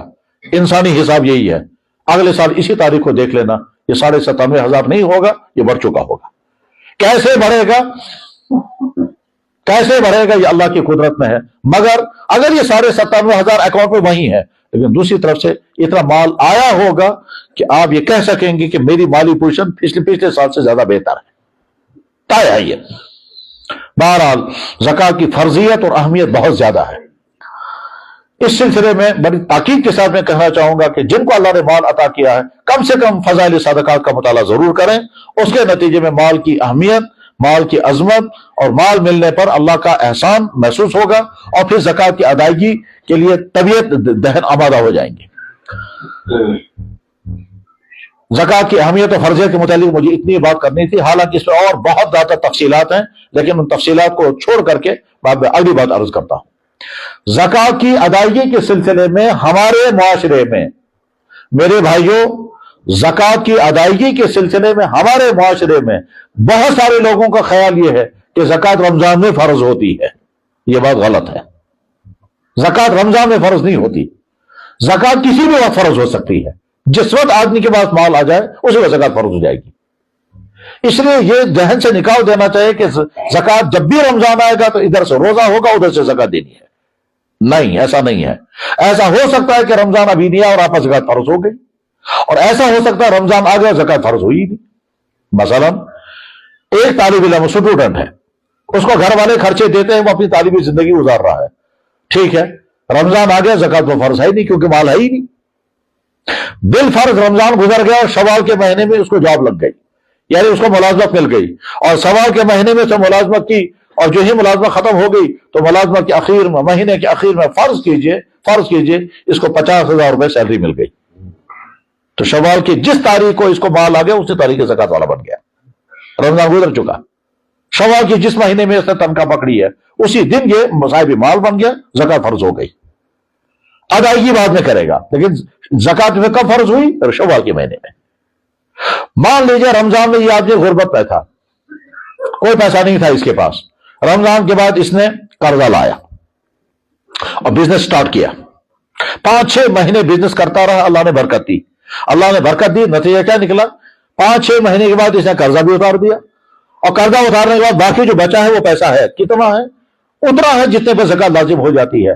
یہ کون سا مہینہ تھا؟ فرض کرتے ہیں یہ ربیع الاول کا مہینہ تھا، جمادی الاول کا مہینہ تھا، یا رجب کا مہینہ تھا، تو جس تاریخ کو اس کے پاس اتنا پیسہ آ گیا کہ قرضہ اتارنے کے بعد باقی پیسہ زکات کے نصاب کے بقدر ہے، تو زکات لازم ہو گئی رجب کے مہینے میں۔ اب آگے رمضان آئے گا 1 مہینے کے بعد، تو رمضان میں تو زکات نہیں دینی ہے، وہ تو رجب میں ابھی زکات سٹارٹ ہوئی ہے، اگلے سال رجب تک انتظار کرنا ہے۔ تو میں یہ عرض کرنا چاہ رہا تھا، یہ جو لوگوں کو غلط فہمی ہے کہ زکات رمضان میں فرض ہوتی ہے، یہ غلط فہمی دور ہو جانی چاہیے۔ زکات فرض ہوتی ہے اس وقت جس وقت انسان کے پاس مال آ جائے، اور مال کب آئے گا یہ انسان کو کچھ پتا نہیں ہے، کب آئے گا، کس دن میں صاحب نصاب بنوں گا۔ اور میں اس کی مثال سمجھاتا ہوں، جیسے کوئی لڑکا نہیں بتا سکتا کہ میں بالغ کون سے دن، کون سی تاریخ، دن میں یا رات میں ہوگا، اسی طرح سے کوئی انسان نہیں بتا سکتا کہ میں صاحب نصاب کون سے دن بنوں گا، یہ اپنے اختیار میں ہے ہی نہیں۔ یہ اپنے اختیار میں نہیں ہے کہ انسان کب بالغ ہوگا، اپنے اختیار میں نہیں ہے نوجوان لڑکا طے کرے گا فلاں دن مجھ پر غسل فرض ہو جانا چاہیے، جیسے کسی بیٹی کے اپنے اختیار میں نہیں ہے کہ کون سے دن اس کو مینسز سٹارٹ ہو جائیں گے، یہ تو اللہ کے اختیار میں۔ جیسے آپ کے اختیار میں نہیں ہے کہ کس وقت آپ کو پیشاب آئے گا، ہمارے اختیار میں نہیں کہ ہنسی مجھے کب آئے گی، تو ہمارے اختیار میں نہیں ہے پیشاب کب آئے گا، ہمارے اختیار میں نہیں مالک کب ہوں گے، اسی طرح سے ہمارے اختیار میں نہیں ہے کہ ہم کو مال ایسا ہو سکتا ہے کہ جناب ہمارا اندازہ تھا فلاں مہینے میں اتنا کماؤں گا کہ میں مالدار بنوں گا، لیکن نہیں، وما تدری نفس ماذا تکسب غدا، انسان کو نہیں معلوم ہے کل کیا کمائے گا۔ صبح کو دکان پر وہ انسان پہنچا یہ سوچ کر کے شاید آج کسٹمر آئیں گے، لیکن ایک بھی نہیں آیا، یہاں تک کہ 10 لاکھ بہنی بھی نہیں کی، اور ایسا بھی ہو سکتا ہے کسی دن گئے دکان پر، وہاں اندازہ تھا آج کوئی نہیں آئے گا، اسی دن آ گئے۔ بہرحال یہ غلط سے بھی دور ہو جانی چاہیے۔ رمضان زکوٰۃ اس وقت فرض ہوگی جب انسان کے پاس مال آ گیا، مال کتنا آ گیا اس کو ہر ایمان والے کو سمجھ کر کے رکھنا ہے، کتنے مال آنے پر زکوٰۃ لازم ہوتی ہے، جیسے ہر مرد کو سمجھ کر کے رکھنا میں بالغ کب ہوگا۔ آج اگر ایک آدمی کہتا ہے جناب ہمیں پتہ ہی نہیں ہے زکوٰۃ کب لازم ہوتی ہے، کتنے مال پر لازم ہوتی ہے، تو ہم سوال کرتے ہیں یہ تو ایسے ہی سمجھو آپ مسلمان ہو کر کہتے ہو ہمیں پتہ ہی نہیں وضو کیسے ٹوٹتا ہے اور وضو کب لازم ہوتا ہے۔ اللہ نے جب آپ کو مال عطا کیا ہے تو مال عطا کرنے کے ساتھ مال کے احکام بھی سیکھو، اور مال کے احکام سیکھو کہ یا اللہ ہم نے کمانا کیسے ہے یہ بھی آپ سے سیکھیں گے، آپ کے نبی سے سیکھیں گے، اور جب مال آئے گا تو مال پر حق کیا لازم ہوگا، کتنے مال پر زکوٰۃ لازم ہو جائے گی وہ بھی سیکھیں گے، تاکہ ہم ٹھیک طرح سے زکوٰۃ ادا کر سکیں۔ جس تاریخ کو انسان کے پاس اتنا مال آ گیا وہ تاریخ نوٹ کر کے رکھنی ہوتی ہے، فلانی تاریخ کو میں مالدار بنا، اور اگلے سال اسی تاریخ کو اب حساب دیکھنا ہوتا ہے مال کتنا جمع ہوا ہے، اور اتنے مال میں سے زکوٰۃ نکالنی ہوتی ہے، پورے سال انتظار کرنا ہے۔ اس سلسلے میں ایک بات یہ بھی ذہن میں رکھنی چاہیے کہ ہمارے گھروں میں جو آج بہت سارے سامان ہوتے ہیں جو اللہ کے نبی علیہ السلام کے صحابہ کرام کے زمانے میں سوچ بھی نہیں سکتے، اتنی چیزیں گھروں کے اندر ہوں گی، اس زمانے میں سوال ہی نہیں تھا۔ اس زمانے میں تو برتن نہیں ہوتے تھے، بسترے نہیں ہوتے تھے، جناب والا دسترخوان بچھاتے تھے، اسی پر آٹا ڈال کر اسی پہ کھاتے تھے، تو غرض ہے کہ اس زمانے میں تو فیسلٹیز تھی نہیں، آج تو بہت ہیں۔ یہ جو گھروں کے اندر بے شمار چیزیں ہیں، ان بے شمار چیزوں میں سے کسی پر زکوٰۃ نہیں ہے۔ مثلا گھر میں قالین ہوتے ہیں، ہوتی ہیں، سکوٹر ہوتی ہیں، سکوٹیاں ہوتی ہیں، اور ڈیکوریشن کے سامان ہوتے ہیں، یہ تمام چیزوں پر زکوٰۃ نہیں ہے۔ بسترے کتنے زیادہ ہوں زکوٰۃ ان پر نہیں ہے، کپڑے کتنے زیادہ ہوں، یہاں تک کہ فضول خرچی کے کپڑے بھی اگر ہوں گے، فضول خرچی الگ جرم ہے مگر زکوٰۃ ان پر لازم نہیں۔ برتن کتنے ہی جمع کر کے رکھے ہیں اس پر زکوٰۃ لازم نہیں۔ ہمارے یہاں کشمیر میں وہ ایک مزاج ہے کہ جب بیٹی رخصت ہوتی ہے تو تانبا ساتھ میں دیتے ہیں، اس پر زکوٰۃ لازم نہیں، کیونکہ وہ بکاؤ مال نہیں ہے۔ ان تمام چیزوں کو الگ کر دیا کہ زکوٰۃ لازم نہیں، زکوٰۃ لازم ہوتی ہے صرف چند چیزوں پر، اور وہ چند چیزوں میں سے ایک تو زکوٰۃ لازم ہوتی ہے جانوروں پر، یہ تو بکر والوں کا اور بھیڑ بکریوں کا کام کرنے والوں کو سیکھنا ہوگا۔ کتنی بھیڑ بکریاں ہوں گی تو زکوٰۃ لازم ہوتی ہے، تو جواب ہے 40 بکریاں ہوں گی تو 1 بکری، اور 120 ہو جائیں گی تو 2 بکریاں، اور 200 ہو جائیں گے تو 3 بکریاں۔ تفصیلات جو ہیں وہ الگ ہیں اس کے لیے کوئی شرائط بھی ہیں۔ یہ تو ہم ان بکروال بھائیوں کو یا جو بھیڑ بکریاں پالنے کا کام کرتے ہیں ان کو ہم سمجھاتے ہیں الگ بیٹھ کر۔ اسی طرح سے اونٹ والوں کو کتنی زکوٰۃ ہے یہ اونٹ والوں کو الگ سے سمجھانا ہوتا ہے۔ گھوڑے والوں کے زکوٰۃ ہے یا نہیں، اکثر صورتوں میں گھوڑے والوں میں زکوٰۃ نہیں ہوتی ہے چاہے کتنے ہی گھوڑے ہوں، ٹھیک ہے، لیکن ایک حالت ایسی بھی ہے کہ گھوڑوں پر بھی زکوٰۃ لازم ہوتی ہے، وہ گھوڑے والوں کو الگ سمجھاتے ہیں۔ بھینسوں پر اور گایوں پر زکوٰۃ کب اور کتنی ہوگی یہ بھینس گایوں والوں کو سمجھانا ہوتا ہے۔ اس میں یہ ہے کہ 30 گائیں جب ہوں گی تب 1 بچڑا لازم ہوگا 1 سال کا، اور جب 40 گائیں ہو جائیں گی تو 2 سال کا ایک بچڑا لازم ہوگا، زکوٰۃ میں دینا پڑے گا یا اس کی قیمت دینی پڑے گی۔ ہم جس سوسائٹی جس ماحول میں ہیں، ہمارے ہاں چونکہ نہ گایوں کا مسئلہ ہے، نہ بکریوں کا ہے، نہ اونٹوں کا ہے، ہمارے ہاں تو مسئلہ ہے سونا، چاندی، تجارتی مال، اور اس کے علاوہ زمین کے پلاٹ، ملازموں کا جی پی فنڈ، ملازموں کا پیسہ، بینکوں کے اندر اکاؤنٹ ہے ان کا پیسہ، شیئر کے اندر ڈالا ہوا پیسہ، یہ ہے آج کی پراپرٹیاں، جو پراپرٹیاں ہمارے سماج میں ان بھائیوں کے پاس عام طور پر ہوتی ہیں جو شہروں میں رہنے والے ہیں، تو ہمیں انہیں کو سمجھنا ہوگا۔ اللہ کے نبی علیہ السلام نے زکوٰۃ کے لیے 2 بنیادیں قائم فرمائی تھی، 2 معیار، ایک سونا اور ایک چاندی۔ سونا کتنا ہونا چاہیے جس پہ زکوٰۃ لازم ہوگی، تو جواب شارٹ میں عام مسلمان ذہن میں رکھے گا 87 گرام، 87 گرام سونا، 87 گرام 480 ملی گرام سونا جس آدمی کے پاس ہوگا، اسلام کہتا ہے آپ مالدار ہو، آپ کو زکوٰۃ دینی پڑے گی۔ اور چاندی جو ہے وہ اللہ کے نبی علیہ السلام کے زمانے میں چونکہ چاندی زیادہ استعمال ہوتی تھی تو آپ نے اس زمانے میں فرمایا تھا 200 درہم جس آدمی کے پاس چاندی ہوگی وہ مالدار ہے، اور 200 درہم چاندی آج بنتی ہے 612 گرام 360 ملی گرام، 612 گرام 360 ملی گرام چاندی جس آدمی کے پاس ہوگی وہ مالدار ہے۔ اچھا، اب اگر ایک آدمی یہ کہتا ہے کہ جناب ہمارے پاس نہ تو چاندی ہے نہ سونا ہے، ہمارے پاس تو کرنسی ہے، کرنسی چاہے پھر وہ روپیہ ہو، چاہے ڈالر ہو، چاہے ریال ہو، چاہے ین ہو، چاہے پاؤنڈ ہو، جس ملک کی جو بھی کرنسی ہے، ہمارے پاس تو کرنسی ہے۔ جن ملکوں میں کرنسی روپے کی شکل میں ہے وہاں کرنسی روپیہ ہوگا، جن ملکوں میں کرنسی ڈالر کی شکل میں ہے وہاں ڈالر کرنسی ہوگی، جن ملکوں میں کرنسی جو ہے یعنی پیپر کرنسی، یہ جو کاغذ ہے، یہ کاغذ ایک ملک میں ہے وہاں انہیں نام رکھا اس کا دینار، دوسرے ملک میں انہیں نام رکھا اس کا ریال، تیسرے ملک میں انہیں نام رکھا اس کا ین، چوتھے ملک میں انہیں نام رکھا اس کا یورو۔ غرض ہے کہ ہر ملک کے کاغذ انہوں نے اس کا نام رکھا، اس کی ویلیو ہے، اس کو کہتے ہیں پیپر کرنسی۔ تو جن انسانوں کے پاس پیپر کرنسی ہے وہ انسان جب سوال کریں گے ہم پر، ہم نصاب والے کب قرار پائیں گے، تو جواب آئے گا جب آپ کے پاس کرنسی اتنی ہوگی جتنی کرنسی سے آپ 612 گرام چاندی خرید سکیں۔ 612 گرام چاندی کی جو ویلیو ہے، جو ان کی قیمت ہے، اتنا پیسہ جب آپ کے پاس ہوگا تو آپ بھی زکات والے بن جائیں گے۔ مثلا فرض کیجئے آج ہم اگر کسی سونار بھائی سے پوچھتے ہیں جناب ہمیں بتائیے آج کا سونا یہ چاندی کس ریٹ سے ہے، ہمارے سونار بھائی نے بتایا کہ آج چاندی مثلا 70 روپے گرام ہے، تو 70 روپے گرام کا حساب کر کے ہم دیکھیں گے یہ 42,000 یا 4300 روپے بنیں گے۔ اس کا مطلب یہ ہے کہ جس آدمی کے پاس 612 گرام چاندی ہے وہ مالدار ہے، اس کو زکات دینی پڑے گی۔ سیم اسی طرح سے جس آدمی کے پاس 42,000 روپے ہے جو 612 گرام چاندی کی قیمت بنتی ہے وہ بھی آدمی مالدار، اس کو بھی زکات دینی ہوگی۔ اگر مان لیجیے چاندی جو ہے وہ 80 روپے گرام ہے، اسی حساب سے حساب بنے گا۔ میٹر ذہن میں یہ رکھنا ہے 612 گرام چاندی 360 ملی گرام یا اس کا مال یا اس کی قیمت کے باقاعدہ پیسہ اگر ہمارے پاس ہے تو ہم پر زکات لازم ہو جائے گی۔ ہم مالداروں میں شامل ہیں، ہم زکات روکنے والوں میں نہیں، ہم مال زکات دینے والوں میں ہیں۔ جس دن جتنا پیسہ آ گیا بس اس دن سے ہم مالدار بن گئے، 1 سال کے بعد زکات نکالنی ہوتی ہے۔ ہمارے گھروں کے بہت سارے بچے جن کے اکاؤنٹ پر پیسہ ڈالا جاتا ہے، والدین پیسہ ڈالتے ہیں، ٹھیک ہے، حالانکہ وہ کما نہیں رہے ہیں، لیکن اکاؤنٹ پہ پیسہ جمع ہوتے ہوتے اگر 612 گرام چاندی کے برابر پیسہ جمع ہو گیا تو آپ کی ذمہ زکات لازم ہوگی، بشرطے کہ آپ بالغ ہیں۔ اگر آپ بالغ ہیں تو زکات آپ کو دینی ہوگی۔ آپ اس وقت یہ نہیں کہہ سکتے کہ جناب میں تو ابھی ارننگ ہینڈ نہیں ہوں، میں تو ابھی کما نہیں رہا ہوں، میں تو ابھی اسٹوڈنٹ ہوں، میں تو گھر والوں سے خرچہ لے رہا ہوں، کہ بلا شبہ آپ گھر والوں سے خرچہ لے رہے ہیں لیکن آپ کے اکاؤنٹ میں اتنا پیسہ آ چکا ہے۔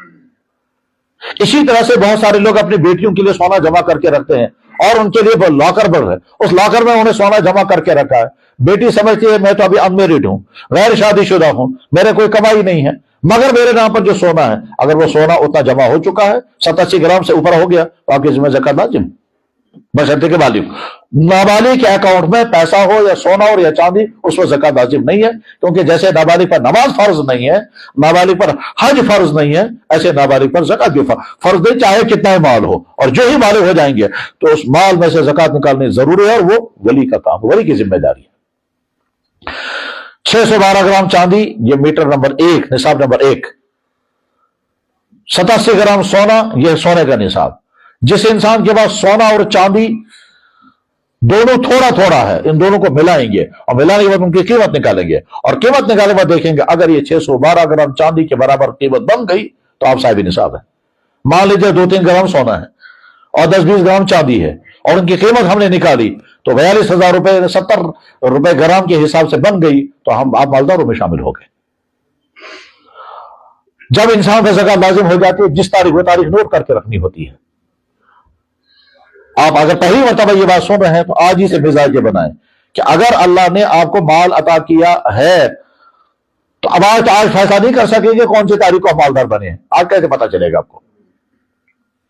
اس آج کے پتہ نہ ہونے کی صورت میں سسٹم کیسے کرنا ہے، یا الگ سے بیٹھ کر کسی ماہر مفتی کے پاس بیٹھنا ہوتا ہے اور اس کے سامنے ساری صورت حال رکھنی ہوتی ہے، وہ اس کو مطلب اس کو ایک چینلائز کر دیں، اب اس تاریخ سے سٹارٹ ہو جائے گی، فلاں تاریخ سے آپ کی زکات سٹارٹ ہو جائے گی، آپ اس کو ایسے کرو، ورنہ یہ یہ غلط فہمی دور ہو جانی چاہیے اچھی طرح سے بھائیوں، اچھی طرح سے پہلے معلوم کر لو کہ کون سے مہینے سے مجھے زکات لازم ہوئی ہے. اور اگر آپ آج یہ کہتے ہیں کہ جناب میں معلوم نہیں کر سکتا کون سے مہینے سے میں زکات وات دینے والا بن گیا ہوں، نصاب کے مال کا مالک میں کب سے بنا ہوں میں آج میں نہیں بتا سکتا، تو پھر اس کا حل جو ہے وہ کسی ماہر مفتی کے پاس بیٹھ کر نکالنا ہوگا کہ وہ آپ کو ایک ایسا طریقہ بتائے گا جس طریقے کے نتیجے میں آپ کو وہ تاریخ طے ہو جائے گی کہ اس تاریخ سے آپ زکات دینے والے بن جائیں گے.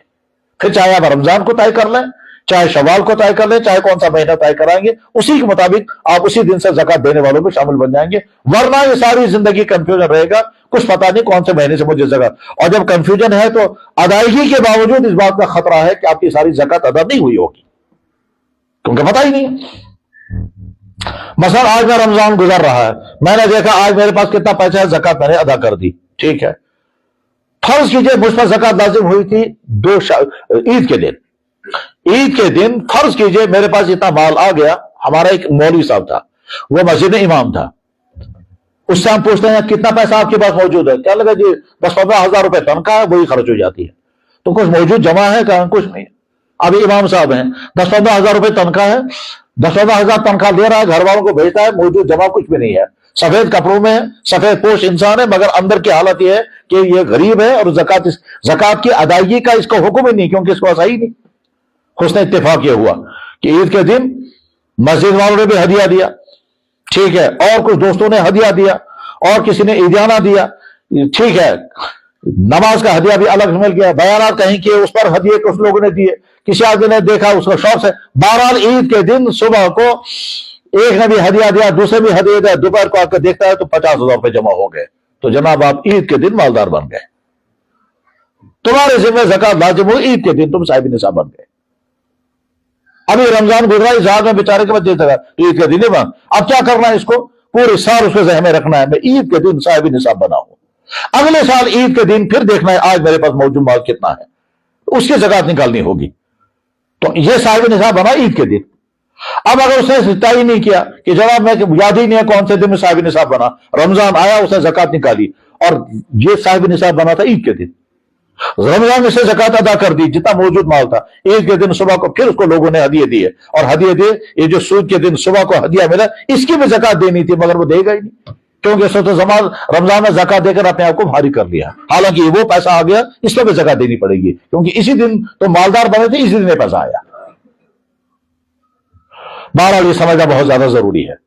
اس کے بعد جتنا مال، جس مال پر زکات لازم ہو جاتی ہے، اگر وہ کرنسی کی شکل میں ہے تو کرنسی پہ زکات لازم ہوگی، اور اگر دکاندار ہے تو دکاندار کو اپنے مال کا حساب کرنا ہوگا. اب دکاندار کے لیے بھی یہ بڑا کنفیوژن ہے کہ صاحب اس دکان میں زکات کب سے لازم ہے، تو جواب آئے گا جب سے آپ نے دکانداری شروع کی ہے. اب وہ یاد ہی نہیں ہے دکانداری کب سے شروع کی ہے، اور جب سے آپ نے دکانداری شروع کی ہے تو اس وقت آپ کی مالی پوزیشن کیا تھی. اچھا، انسان کو یہ معلوم نہیں رہتا کہ مالی پوزیشن، معلومات بھی نہیں کرتے. یہاں تو اس سلسلے میں بہت ہی زیادہ انتشار ہے، اور مزید مشکل یہ ہے کہ لوگوں کو یہ بھی پتا نہیں کہ انتشار ہے. مثلا فرض کیجئے ایک نوجوان لڑکا ہے، کالج سے فارغ ہو کر کیا گیا، اس نے اب کا روزگار کمانا ہے، روزگار ملا نہیں، تو باپ کہتا ہے میں تمہیں کچھ رقم دوں گا، اپنا بزنس شروع کر دو. باپ نے رقم دے دی، لاکھ روپے، 2 لاکھ روپے، 5 لاکھ روپے، اور یہ لے لو رقم، کر سے بزنس کرو. نہ باپ بتا رہا ہے کہ یہ 2 لاکھ 5 لاکھ میں نے جو دیا یہ قرضہ ہے یہ ہیلپ ہے، اور نہ بیٹا پوچھتا ہے کہ مجھے کیا. اب جب اس کے ہاتھ میں یہ 5 لاکھ روپے آ گیا، یہ اس کا مالک ہے. مالک تب ہوگا جب آپ نے اس کو ہیلپ کیا ہوگا، یا یہ قرضہ ہے. اگر قرضہ ہے تو مالک نہیں ہے، پھر یہاں کرتے ہی نہیں ہے معاملہ صاحب، اور آگے چل کر کے جھگڑے بھی ہوتے ہیں اور اختلاف بھی ہوتا ہے اور ہم ترچیاں بھی ہوتی ہے. باپ جب اپنے بیٹے کو پراپرٹی دے رہا ہے، پیسہ دے رہا ہے، تو اچھی طرح سے کلیئر کرو، یا یہ بتاؤ بیٹا یہ میری طرف سے ہیلپ ہے، پیسہ آپ کا ہے، بزنس آپ کرو، نفع ہے تو آپ کا، نقصان ہے تو آپ کا، مجھے سب کچھ نہیں ہے. تو بیٹا یہ سمجھے گا آج میرے ابا جان نے مجھے 1 لاکھ 2 لاکھ 5 لاکھ 10 لاکھ دیا، میں مالک بن گیا اس کا. جیسے آپ بزنس سیٹل کریں گے ایسے آج کے بعد آپ کو زکات بھی لازم ہو گئی، کیونکہ آپ مالک بن گئے. مالک کیوں بن گئے؟ اس لیے کہ آپ کے باپ نے آپ کو پیسہ دیا. دوسری شکل، باپ یہ کہے گا بیٹا میں تمہیں ایک رقم دوں گا اور یہ ہے قرضہ، تم بزنس کرو، بزنس کرنے کے بعد اللہ تعالیٰ تم کو ترقی عطا کرے گا، تم کماؤ گے، اور جب تمہاری گنجائش وسعت ہوگی تو یہ میرا قرضہ مجھے واپس دے دینا. اور باقی پراپرٹی تمہارا، اور اگر اس وقت میرا جی چاہے گا تو میں معاف بھی کر دوں گا۔ تو اب بیٹے کے بعد جو یہ پیسہ ہے یہ قرضہ ہے، اب اس نے بزنس اسٹارٹ کر دیا، اللہ نے برکت دی، کامیاب بزنس ہو گیا۔ مان لیجئے اس نے 5 لاکھ روپے باپ نے دیے تھے، اس 5 لاکھ اس نے بزنس اسٹارٹ کیا، اس نے کیا کیا، یہ چلا گیا وہاں باہر اور وہاں سے کمبل لایا۔ سردیوں میں یہاں کمبلوں کی ضرورت ہے، کشمیر کی سردی مشہور ہے، وہاں سے کمبل خرید کر کے لایا، اور حسن اتفاق یہ کہ فیکٹری سے کمبل خریدے، فیکٹری سے کمبل نکلا 500 کا، اور یہاں کشمیر سری نگر میں لا کے اس نے 1500 کے بیچے۔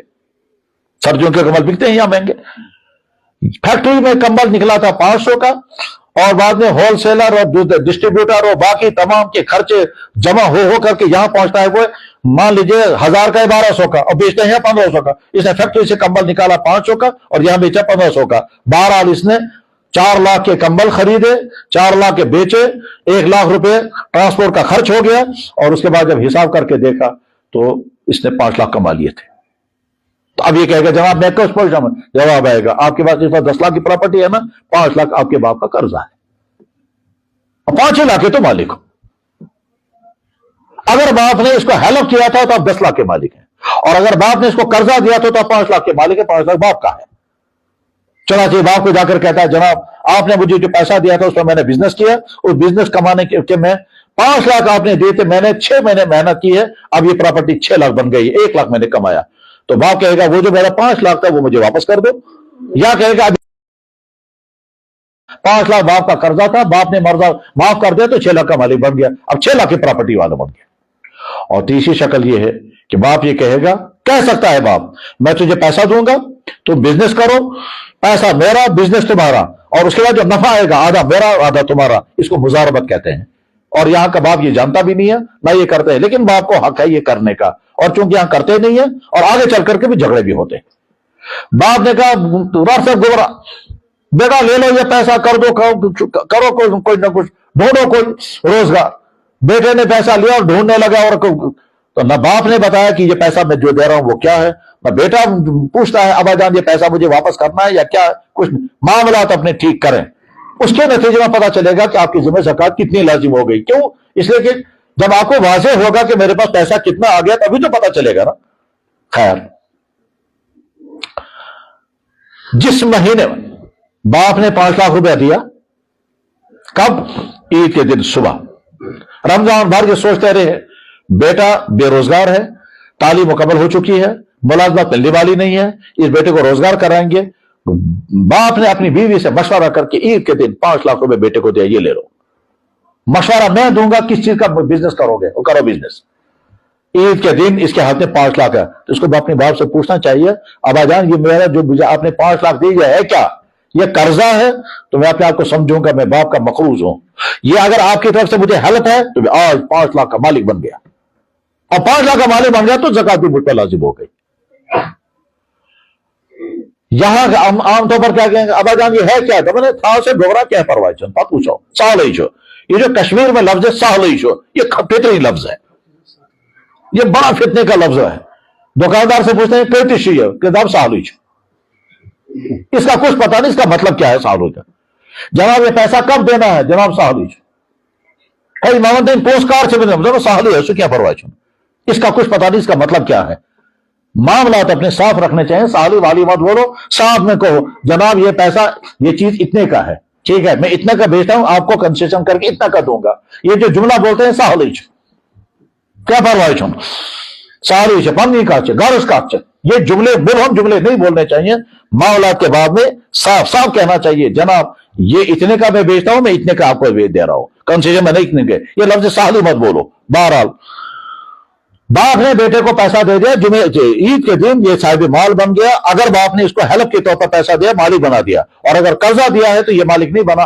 عید کے دن سے بزنس سٹارٹ کر دیا، سال کے بیچ میں کبھی ایسا ٹائم آئے گا کہ اس کا مال جو ہے وہ 5 لاکھ سے اوپر چلا گیا، جس دن 5 لاکھ کے اوپر سے مال چلا گیا اس کو فون چیک کرنا میں کہاں پہنچ گیا۔ مان لیجئے 6 مہینے بزنس کرنے کے بعد اس کی کل پراپرٹی کتنی بن گئی؟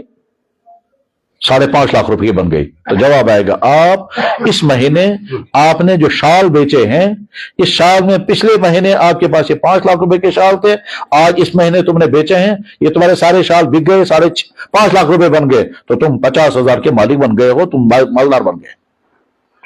5.5 लाख کا फैसला अब ये होगा कि 5 लाख तो बाप का है और 50,000 तुम्हारे अपने। तो 50,000 तुम्हारे अपने हैं, तुम मालदार बन गए, तुम पर ज़कात लाजिम हो गई। कौन से महीने के? इसी महीने।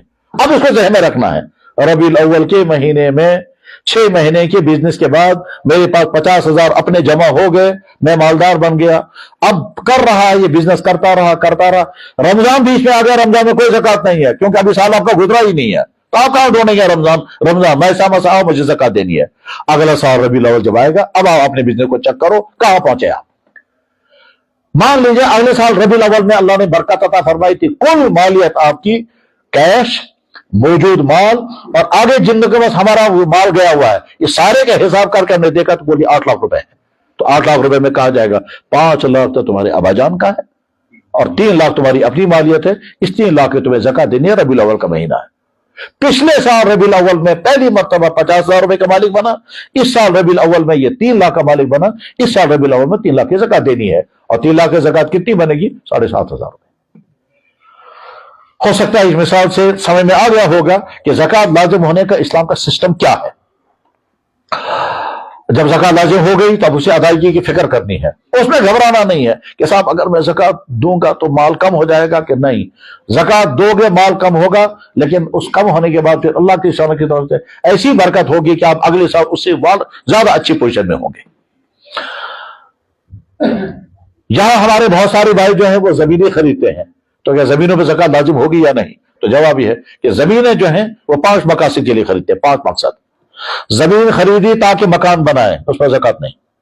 जमीन खरीदी ताकि उस पर दुकान बनाए, उस पर भी ज़कात नहीं। जमीन खरीदी ताकि उसमें धान उगाएं, सब्जी उगाएं, दरख्त लगाएं, इस पर भी ज़कात नहीं। जमीन खरीदी इसलिए कि आइंदा देखेंगे क्या करेंगे, आइंदा देखेंगे क्या करेंगे, इस पर भी ज़कात नहीं। और जमीन खरीदी इसलिए रेट बढ़ेगा तो बेचेंगे, तो इस पर ज़कात है। जमीन खरीदने की नीयत क्या थी? अगर नीयत बेचने की है और बेचने ही की नीयत से आपने जमीन खरीदी है, सिर्फ रेट बढ़ने का इंतजार है, तो इस पर ज़कात लाजिम हो जाएगी। जो इस वक्त जमीन की मालियत है, अगर ये आज आपने 20 लाख रुपए की जमीन खरीदी, आज 20 लाख की जमीन, अगले साल जब हम उसका ज़कात निकालेंगे उस वक्त 30 लाख की है, तो 30 लाख की ज़कात देनी पड़ेगी। ये फरोख्त, ये बिल्कुल ऐसे जैसे आपने गाड़ी खरीदी, तो गाड़ी खरीदने पर ज़कात लाजिम है या नहीं? जवाब, अगर किसी इंसान ने गाड़ी खरीदी जाती इस्तेमाल के लिए, ज़कात लाजिम नहीं। और अगर किसी ने गाड़ी खरीदी है किराए पर चलाने के लिए, उसमें भी ज़कात लाजिम नहीं है, आमदनी में ज़कात लाजिम हो जाएगी। और अगर किसी ने गाड़ी खरीदी है बेचने के लिए, जैसे सेकंड हैंड गाड़ियों वाले बेचते हैं, गाड़ी खरीदी ताकि हम बेचें, तो इस पर ज़कात लाजिम है।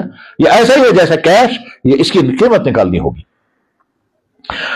जो लोगों ने पैसा शेयर मार्केट में डाला है, जिस वक्त आपने शेयर खरीदा उस वक्त उसकी मालियत कुछ और है। आज जब आपको ज़कात का हिसाब करना है तो आपको मालूम करना पड़ेगा कि आज शेयर की वैल्यू क्या है और उसी हिसाब से ज़कात निकालनी होगी। मजीद इसमें कुछ मसाइल हैं जो अलग से समझाने की जरूरत है। बस मैं ज़कात की फर्जियत के उसूल के मसाइल को रोक करके अगली बात अर्ज करता हूं। जब हम ज़कात की अदायगी के सिलसिले में मर्दों को भी बड़ा मोहतात रहना है और खवातीन को ज्यादा ही, क्योंकि खवातीन के पास सोना होता है, जेवरात होते हैं, पैसे भी होते हैं, चांदी, और वो नहीं समझते हैं कि अब ज़कात लाजिम है या नहीं, और बताया भी नहीं जाता है। अच्छी तरह से समझें, सोना और चांदी कैश मर्द के पास होगा तो ज़कात लाजिम होगी, औरतों के पास होगा तो उनमें भी ज़कात लाजिम होगी। शादीशुदा औरतों के पास मायके का दिया हुआ बहुत होता है और शौहरों की तरफ से दिया होता है, उसमें जेवरात होते हैं, सोना होता है, चांदी होती है और तरह तरह की चीजें होती हैं। तो उनको अच्छी तरह से खुद जिम्मेदारी के साथ सोचना कि जनाब चुनांचे बहुत सारी खवातीन हमसे पूछती हैं, फलाने महीने मेरा निकाह हुआ, फलाने महीने में रुखसती हुई, मेरे शौहर की तरफ से मुझे ये मिला है, महर मेरा इतना है, मेरा इतना महर अभी बाकी है, मायके से मुझे इतना मिला है, अब मुझे बताए मुझे कितनी ज़कात देनी है। ऐसी खवातीन भी है जो पूछती है और इस तरह से पूछते हैं। मुझे बड़ी खुशी होती है कि जब इस तरह से कोई खातून पूछती है तो मैं पहला जुमला ये बोलता हूं, पहले अपने शौहर से कंफर्म कराओ कि तुम मुझसे बात कर रही हो। तुम्हारे शौहर को पता रहना चाहिए कि तुम किसी अजनबी मर्द से बात कर रही हो और दीन के मसाइल पूछ रही हो, वरना खुदा न खास्ता कल को ऐसा ना हो तुम्हारा शौहर या तुम्हारा बाप कहेगा तुमने किस अजनबी मर्द से बात की। औरतों के लिए लाजिम है कि जब वो किसी अजनबी मर्द से बात करें तो उनके महरों को पता होना चाहिए। हमारे बुजुर्ग में हज़रत मौलाना अशरफ थानवी रहमतुल्लाह तआला थे, उनके पास जब कोई औरत खत भेजती थी तो हज़रत कहते थे पहले अपने शौहर को पढ़ाओ, उसका दस्तखत करो, तब मैं तुम्हारा खत खोलूंगा। हमारे यहां मोबाइलों के फितने ने بالکل عام کر دیا ہے. کوئی بھی عورت کسی سے بھی بات کرے گی, کوئی بھی مرد کسی بھی عورت سے بات کرتا ہے, اور اس کے نتیجے میں فتنے ہوتے ہیں وہ سب کو معلوم ہے کہ شوہروں کو بیویوں پر اعتماد نہیں ہے, بیویوں کو شوہروں پر اعتماد نہیں ہے, اور کہیں اعتماد نہیں ہے اور کہیں فتنے بھی ہے. بہرحال تو عورتیں جب پوچھتی ہیں زکوٰۃ کے بارے میں تو بڑی خوشی ہوتی ہے. تو اپنی عورتوں کو سمجھاؤ, اپنی بیٹیوں کو, اپنی بیویوں کو, اپنی بہنوں کو, ٹھیک, اپنی ماؤں کو, کہ ماما یا بہنا یا بیوی یا بیٹی, ان کو بتاؤ کہ تمہارے پاس جو کچھ ہے اس کی زکوٰۃ کو کی تفصیل وہ وہیں آپ سے کہیں گے, آپ ہی معلوم کر کے مجھے بتاؤ مجھے کتنی زکوٰۃ دینی ہے یا نہیں دینی ہے. بس یہ بات بھی ختم ہو گئی. اس کے بعد پھر زکوٰۃ کی ادائیگی جب ہم کریں گے تو 1 سال کے بعد زکوٰۃ کی ادائیگی کرنی ہے, اس پر ٹھیک طرح سے حساب کرنا ہے. زکوٰۃ کے اموال کے حساب میں لوگ کوتاہیاں کرتے ہیں, خصوصاً دکاندار لوگ کوتاہیاں کرتے ہیں اور پورا حساب نہیں کرتے ہیں. جب ہم ہر چیز کے لیے حساب کرتے ہیں تو زکوٰۃ کے مال کا, اور اگر لمسم میں حساب کرنا ہو تو پھر زیادہ دینا چاہیے. مثلا دکان کی مالی پوزیشن ایسی ہے, پورے مال کا حساب کرنا بڑا مشکل ہے. مطلب ہزاروں چیزیں ہیں, کچھ آدھی ہیں, کچھ پون ہیں, کچھ کیا ہیں. جیسے دکان والا ہے, پرچون دکان والا, پرچون دکان والے کی چھوٹی موٹی چیزیں ہیں. ایک لفافے میں 10 قلم ہے, 3 بک چکے ہیں, باقی 7 اسی میں ہیں. دوسرے ڈبے میں لفافے ہیں, اس میں سے 5 بک چکے ہیں, 5 وہی ہیں. اب وہ ایک ہی چیز کا حساب کرنا اس کے لیے مشکل ہے. تو جواب کیا ہے, پھر احتیاطاً حساب کرو مگر تھوڑا زیادہ رکھو, تاکہ ایسا نہ ہو کہ زکوٰۃ کم ادا ہو جائے گی اور اس کے نتیجے میں پکڑ ہوگی. اگر آپ زیادہ دیں گے تو برکت ہوگی, کم دیں گے تو پکڑ ہوگی. زکوٰۃ جب ہم ادا کریں گے تو ادائیگی میں ادا کرنے والوں کو اچھی طرح سے دیکھنا ہے کہ جس کو ہم زکوٰۃ دے رہے ہیں وہ زکوٰۃ کا مستحق ہے یا نہیں. اس میں 3 طرح کے غلطیاں ہو رہی ہیں. نمبر 1, پیشہ ور بیکاری, جنہوں نے اپنا پیشہ ہی بنا لیا ہے. وہ اپنی حالت ایسی دکھائیں گے کہ ہم سے زیادہ مجبور کوئی نہیں ہے, اور ادھر سے اندر کی حالت یہ ہے کہ پیسہ ان کے پاس بہت جمع ہوتا ہے. پیشہ ور بیکاری کو زکوٰۃ نہیں دینی ہے, اور نہ اس میں کوتاہی برتنی چاہیے. وہ چاہے کتنا ہی اپنے آپ کو مجبور کیوں نہ دکھائے, اور وہ کتنا ہی اپنے آپ کو پریشان حالی کے ساتھ اپنے سامنے پیش کرے. بعض دفعہ یہیں ابھی کچھ دنوں پہلے ایک انسان جس دونوں ٹانگوں میں پولیو ہے اور وہ بیساکھیوں پر بڑی مشکل سے چل رہا تھا, اور جو آدمی آ کر دیتا تھا ہائے ہائے ترس کھا کر کے پیسہ ڈال رہا ہے, ٹھیک ہے. تو ایک شخص نے اس کے ساتھ کھیلتے کھیلتے پہلے تو 100 روپے اس کے جیب میں ڈال دیے, وہ خوش ہو گیا. اس کے بعد کہا چلا میں دیکھوں گا کتنے جمع ہو گئے ہیں. تو جناب اس کو دیکھا تو 50-60 ہزار روپے اس کے بعد جمع تھا. اس نے کہا یہ کب سے؟ کہا جب سے میں یہاں آیا ہوں تب سے تھوڑا تھوڑا جمع کر رہا ہوں, اور یہ 50-60 ہزار تو زکوٰۃ لگے گی نہیں, وہ تو 60 ہزار کا مالک بن چکا ہے, اور حالت اس کی ہے. تو پیشہ ور بھکاریوں کو زکوٰۃ نہیں دینی ہے تب تک جب تک کنفرم نہ ہو جائے کہ یہ زکوٰۃ کا مستحق ہے. نمبر 1. اسی طرح سے ہمارے معاشرے میں بہت سارے مدرسوں والے, بہت سارے بیت المال, بہت سارے سماجی کام کرنے والے, بہت سارے ہیلتھ کے ادارے زکاتیں جمع کرتے ہیں, پھر شرعی اصولوں کے مطابق زکات خرچ نہیں کرتے. اس میں بعض دیندار لوگ بھی ہیں, اور وہ دیندار لوگ زکات کے استعمال کرنے میں غلطیاں کرتے ہیں, یا تو کم علمی کی وجہ سے اور یا پھر بددیانتی کی وجہ سے. اس سلسلے میں ہر مدرسے والے کو اچھی طرح سے ذہن میں رکھنا ہے کہ ہم دین کے نام پر زکات لے رہے ہیں, دین کے اصول کے مطابق زکات خرچ کریں گے. جب ہم کسی مدرسے کو زکات دیں تو مدرسے والوں کو شریعت سے پوچھنا ہوتا ہے کہ یہ زکات کی رقم ہمارے پاس آئی ہے, یہ کہاں کہاں ہم خرچ کر سکتے ہیں. جواب آئے گا آپ تابع راہ پہ زکات کی رقم خرچ نہیں کر سکتے. آپ کتب خانے کے لیے کتابیں لائیں گے, زکات اس پہ خرچ نہیں کر سکتے. آپ مدرسے کے استادوں اور مدرسے کے کارکنان اور ملازمین کی تنخواہ میں زکات خرچ نہیں کر سکتے.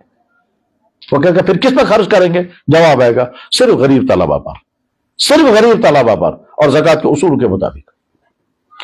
مجھے کل شام کسی نے فون پر پوچھا, کہا لگا جناب ہم نے زکات کی رقم جمع کی ہے, اب ہم لوگوں کو افطاری کھلائیں گے, اس سے زیادہ بہتر طریقہ. میں نے کہا ایک کی بھی زکات ادا نہیں ہوگی. کیا لگا اس کا پانس کیا ہوا؟ ہم نے کیا خود کھایا؟ میں نے کہا آپ نے خود نہیں کھایا, مگر جن کو کھلا رہے ہیں اس میں سے کچھ لوگ وہ ہیں جو تم سے زیادہ مالدار ہوں گے, اور تم کو زکات کھلا رہے ہو. ان کو کہ آج تک تم نے زکات کہیں نہیں کھائی, کہ ہم آپ کو زکات یہاں کھلائیں گے. تو آپ کو کس نے بتایا کہ اس طرح سے زکات جو ہے وہ صرف کھلانے کی چیز نہیں ہے, وہ تو غریب کے ہاتھ میں دینا ہوگا. تو زکوٰۃ کن جگہوں پر خرچ کی جا رہی ہے اس کو بھی دیکھنا ہے. اور جو لوگ زکوٰۃ وصول کرتے ہیں، کتنے ہی بیت المالوں کا حال ہم نے سنا اور دیکھا کہ زکوٰۃ وصول کرتے ہیں اور انتہائی بے دردی کے ساتھ غلط طریقے سے زکوٰۃ استعمال کرتے رہے. میں ایک بیت المال میں گیا، وہاں جا کر کے دیکھا کہ مینیجر صاحب کے کمرے میں پینلنگ ہے اور تقریباً 50-60 ہزار روپے کی کرسی ہے اور 50-60 ہزار روپے کا ٹیبل ہے. تو میں نے کہا یہ سارا کس چیز سے ہوا؟ کہنے لگا یہ جو خیرات کا ادارہ آتا ہے. میں نے کہا اچھا، لوگوں کی جو زکوٰۃ آئی ہے وہ تمہاری پینلنگ میں لگی ہے اور لوگوں کی زکوٰۃ آئی ہے تمہاری کرسی میں لگ گئی ہے. تو زکوٰۃ کہاں لوگوں کی ادا ہو گئی؟ تو ہم کیا گھر سے لائیں گے؟ میں نے کہا گھر سے لائیں گے، آپ کو کس نے ذمہ داری رکھی ہے کہ لوگوں کی زکوٰۃ لا کر اپنی کرسی بٹھاؤ؟ بیت المال چلانے والے کی ذمہ داری ہے کہ وہ پہلے بیت المال چلانے کا طریقہ سیکھیں. طریقہ معلوم ہے نہیں، اور اس کے بعد پھر کلیکشن کر رہے ہیں تو اس میں غلطیاں، خرچ کر رہے ہیں تو اس میں بھی غلطیاں. جذبہ ہو سکتا ہے بہت نیک ہو، جذبے کی ہم قدر کریں گے کہ جناب آپ کا جذبہ بہت اچھا ہے، غریبوں مسکینوں کے لیے بیت المال کھڑا کریں گے، لیکن پہلے ٹریننگ بھی تو کرو نا اس کی، اور اس کے مسائل بھی تو معلوم کرو. ایسا ہو سکتا ہے کہ ایک انسان کسی ایک شعبے میں بڑا ماہر رہا ہے لیکن اس شعبے میں وہ جانتا کچھ نہیں ہے، اور جوش آ گیا اور محلے میں جناب کمیٹی کھڑی کر دی، ایک بن گیا پریزیڈنٹ، دوسرا بن گیا سیکرٹری، چوتھا بن گیا ٹریزرر اور کمیٹی بن گیا، اور اس کے بعد پھر زکاتیں جمع کر رہے ہیں، خیرات جمع کر رہے ہیں، بیت المال ہم چلائیں گے. بہت اچھا بیت المال چلائیے، لیکن اسلامی اصولوں کے خلاف بیت المال اگر آپ چلا رہے ہوں گے اور کلیکشن میں بھی غلطیاں کر رہے ہوں گے اور خرچ کرنے میں بھی غلطیاں کر رہے ہوں گے تو جناب والا لازماً اللہ کے ہاں مواخذہ ہوگا. چاہے آپ اپنے آپ کو مطمئن کرنے کے لیے کتنے ہی طریقے اختیار کریں، اس میں چاہے مدرسہ والا ہو، چاہے مکتب والا ہو، چاہے یتیم خانے والے ہوں، چاہے وہ بیت المال والے ہوں، اور چاہے وہ کسی بھی سوسائٹی والے ہوں، کسی بھی جناب ہم بیماروں زکوٰۃ جمع کی گئی اس سے وہ لایا گیا وہ جس سے وہ آکسیجن چلاتے ہیں، ایسا ہوتا ٹھیک ہے، وہ لایا گیا محلے میں، اب وہ 10-15 پیس رکھے ہوئے ہیں زکوٰۃ کے پیسے سے. میں نے پوچھا سال بھر میں کتنی مرتبہ استعمال ہوتا ہے؟ کہتے کبھی کبھی استعمال ہوتا ہے. تو میں نے کہا جن لوگوں کی زکوٰۃ ہوئی ہے وہ کہاں ادا ہوئی زکوٰۃ؟ وہ تم نے یہ ساری چیزیں لا کر کے ڈمپ کر کے رکھی ہیں. تو اس کو پہلے پوچھنا تھا نا کہ زکوٰۃ ادا ہو جائے گی یا نہیں. تم میں کیا کرو؟ میں صبح میں پڑھنا فوصلہ کرو، میں کیا کروں؟ تو اب خود ہی سمجھو تم کیا کرو گے اس کا. جن لوگوں کی زکوٰۃ تم نے لے کر کے یہ چیز خرید کر بند کر کے رکھ دی، اب کبھی سال میں کوئی ایک آدمی اس کو جا کر کے وہ لگائیں گے آپ، اور وہ تمہارا زکوٰۃ کی ادائیگی کے سلسلے میں بہت محتاط ہوں، اور لینے والوں کی ذمہ داری بھی ہے کہ وہ غلط طریقے سے زکوٰۃ خرچ نہ کریں. اور اس سلسلے میں تو احتیاط کا عالم یہ ہے، جناب رسول اللہ صلی اللہ علیہ وسلم نے ایک صحابی کو بھیجا تھا زکوٰۃ وصول کرنے کے لیے. جب وہ واپس آ گیا کہنے لگا یا رسول اللہ یہ تو ہے زکوٰۃ اور یہ مال انہوں نے مجھے ہدیہ دیا. تو جناب رسول اللہ صلی اللہ علیہ وسلم نے فرمایا تو اپنی ماں کے گھر میں بیٹھتا پھر میں دیکھتا تجھے کون ہدیہ دے گا. اور ایک حدیث میں ہے تو اپنے باپ کے ران پر سر رکھ کر سو جاتا پھر میں دیکھتا تجھے کون ہدیہ دے گا. یعنی گویا تجھے ہدیہ ودیہ کچھ نہیں، وہ تو زکوٰۃ تو سارا زکوٰۃ میں وصول ہوگا. اتنی محتاط کی احتیاط کی بات ہے. بہرحال زکوٰۃ کے باب میں ایک طرف سے فضائل بہت ہیں، ذہن میں رکھنے ہیں. ادائیگی نہیں کریں گے تو خطرناک وعیدیں ہیں، وہ بھی ذہن میں رکھنی ہے. زکوٰۃ کی ادائیگی کے لیے حساب برابر کرنا ہے، اور جب ادائیگی کریں گے تو صحیح جگہ پر زکوٰۃ پہنچ جانی چاہیے. اگر یہ ساری چیزیں تو ہو جائیں تو نتیجہ کیا نکلے گا؟ مسلمان معاشرے میں بہت جلد غربت کو خاتمہ ہوگا، غربتوں کا خاتمہ ہوگا. اور اس میں بس ایک بات یہ بھی ذہن میں رکھ لیں کہ بعض لوگوں نے پیشہ بنا لیا ہوتا ہے، اور پیشہ بنانے والوں کا عالم یہاں تک ہے، اللہ حفاظت فرمائے، کہ انسان جب بے غیرت ہوتا ہے تو یہ بھی کرتا ہے. کچھ لوگ اپنی بیویوں کو، اپنی بیٹیوں کو اور اپنی بہنوں کو لوگوں کے گھروں میں بھیجتے ہیں اور تاکہ تم زکوٰۃ جمع کر کر کے لاؤ، اور خود اپنے گھروں میں بیٹھتے ہیں. اور وہ عورتیں اپنی مخلوق الحال ہی بیان کر کر کے پھر لوگوں سے جمع کرتی ہیں اور گھر میں صاحب آرام سے بیٹھے ہوئے. ایسا بھی پایا گیا کہ گھر میں گاڑی ہے اور گھر کی مستورات جو ہیں وہ علاقوں میں گھوم کر کے زکوٰۃ جمع کر رہی ہے. اور یہ بھی پایا گیا کہ یہاں کے لوگ مستورات کو لے کر کے یہاں سے باہر چلے گئے اور وہاں جا کر کہنے لگے ہمارے مشکل حالات یہ ہیں اور پھر وہاں جمع کرتے ہیں. اللہ معاف فرمائے، اللہ حفاظت فرمائے. یہ مزاج بدل جانا چاہیے. میرے بھائیوں، زکوٰۃ کے سلسلے میں اب یہ تو نہیں ہو سکتا کہ سارے مسائل بیان ہو جائے، لیکن ضروری مسائل جو میرے ذہن میں میں نے رکھے تھے وہ سارے ضروری مسائل اور عرض کر دیے گئے ہیں. اللہ تعالیٰ شانہ ہم کو زکوٰۃ دینے والوں میں شامل فرمائے اور زکوٰۃ لینے والوں میں شامل نہ فرمائے. میں نے عرض کر دیا کہ اگر کوئی لڑکا نابالغ ہے، لڑکی نابالغ ہے اور اس کے پاس اول مال ہوگا نہیں، لیکن ایسا ہو سکتا ہے کہ بچہ پیدا ہونے کے بعد کسی نے آ کر اس کا پیسہ دینا شروع کر دیا، ماں باپ نے اس کا اکاؤنٹ کھولا، اب یہ پیسہ جمع ہو رہا ہے اس کے اکاؤنٹ میں، کتنا ہی زیادہ جمع ہو جائے کوئی زکوٰۃ نہیں ہے تب تک جب تک یہ بچہ نابالغ ہے. اور جس دن یہ بچہ بالغ ہو جائے گا تو اس کے ماں باپ کی ذمہ داری ہے کہ ایک تو بچے کو کہیں تم نماز ادا کرو کیونکہ تم بالغ ہو گئے، اور دوسرے ماں باپ کو یہ دیکھنا ہوگا تمہارے اکاؤنٹ میں کتنا پیسہ ہے، اتنا پیسہ تمہارے اکاؤنٹ میں آ گیا، تم کو اتنی زکوٰۃ دینی پڑے گی، تو اتنی زکوٰۃ اس بچے سے دلوانی ہے، اور اسی کو کہو تم اپنی زکوٰۃ خود ادا کرو تاکہ اس کا زکوٰۃ ادا کرنے کا اس کا مزاج بنے گا. اسی طرح سے مثلا بچی ہے، اس بچی کے لیے پیسہ جمع ہو رہا ہے، اکاؤنٹ میں جتنا جمع ہوتا گیا یا سونا جمع ہو رہا ہے، تو اس کے جو ولی ہیں، ماں باپ ہیں، ان کو دیکھنا ہے کہ کیا اتنا پیسہ جمع ہو چکا ہے یا نہیں. اگر اتنا پیسہ جمع ہو چکا ہے تو پھر زکوٰۃ ادا کرنی ہوگی، بشرطے کہ بالغ. دو شرطیں ہیں، نصاب اور بالغ. یہ دو باتیں جب جمع ہو جائیں گے تو زکوٰۃ لازم ہو جائے گی. اور اگر نصاب کا پیسہ آ چکا ہے مگر ابھی بالغ نہیں، یا بالغ تو ہے مگر آپ نے اتنا پیسہ جمع نہیں ہوا ہے، تو اس کے ذمہ زکوٰۃ لازم نہیں ہے. اچھا، اب یہ جو فرض کیجئے ایک بچے کے لیے ہم نے سونا جمع گولڈ رکھا اور اتنا گولڈ ہو گیا کہ زکوٰۃ لازم ہو جائے گی، مگر وہ دے گی کہاں سے؟ تب دو حالتیں ہیں. ایک حالت یہ ہے اس کا باپ اس کی طرف سے زکوٰۃ ادا کرے، مگر اس کو بولنا ہوگا کہ میں تم پر زکوٰۃ لازم ہو چکی ہے، تم نیتیں کرو کہ تمہاری زکوٰۃ میں ادا کر رہا ہوں، تاکہ تمہاری اگر چپکے سے یہیں سے زکوٰۃ ادا کر دے، اسے پتہ ہی نہیں، تو زکوٰۃ ہی ادا نہیں ہوئے، کیونکہ زکوٰۃ کی ادائیگی کے لیے نیت شرط ہے، نیت لازم ہے. اس لیے درمیان میں ایک مسئلہ جو بیان کرنا تھا وہ رہ گیا، وہ یہ ہے کہ جب ہم زکوٰۃ ادا کریں گے تو زکوٰۃ دیتے وقت زکوٰۃ کی نیت ہونا ضروری ہے، تب زکوٰۃ ادا ہوگی. ہاں، اس کو بولنا ضروری نہیں جس کو ہم زکوٰۃ دے رہے ہیں، اس کو چاہے ہدیہ بولیں، چاہے ہیلپ بولیں، چاہے مدد بولیں، چاہے خیرات بولیں، چاہے کچھ بھی نہ بولیں، ٹھیک ہے، لیکن نیت ہونا ضروری ہے. اور اگر دیتے وقت نیت نہیں تھی اور پیسہ بھی اس کے پاس موجود ہے تب بھی ہم نیت کر سکتے ہیں یہ والا پیسہ زکوٰۃ کا میں نے دے دیا. اور اگر دیتے وقت بھی نیت نہیں تھی اور وہاں اس کے پاس پیسہ موجود تھا تب بھی نیت نہیں کی، یہاں تک کہ پیسہ خرچ ہو گیا، اب ہم آج اگر زکوٰۃ کی نیت کریں گے تو زکوٰۃ ادا نہیں ہوگی.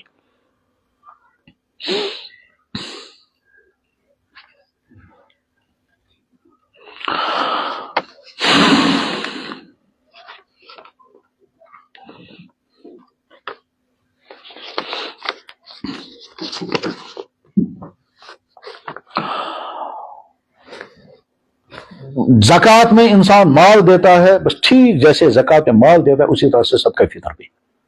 صدقہ فطر جیسا کہ اس سال اعلان ہوا ہے، یہاں سری نگر شہر میں اعلان کیا گیا کہ 70 روپے ہے، باقی جگہوں پر بھی 70 روپے کا. ایک فرد کے بارے میں ایک صدقہ فطر، یہ صدقہ فطر کی مقدار طے ہوئی ہے. اب یہ صدقہ فطر یا تو خود غریبوں کو دے دے اور یا پھر کسی ادارے کو دینا ہے، اگر ادارہ آپ کے نظر میں قابل اعتماد ہے اور وہ ادارے والے ٹھیک طرح سے زکوٰۃ اور صدقہ فطر خرچ کرتے ہیں، ان کو دے سکتے ہیں.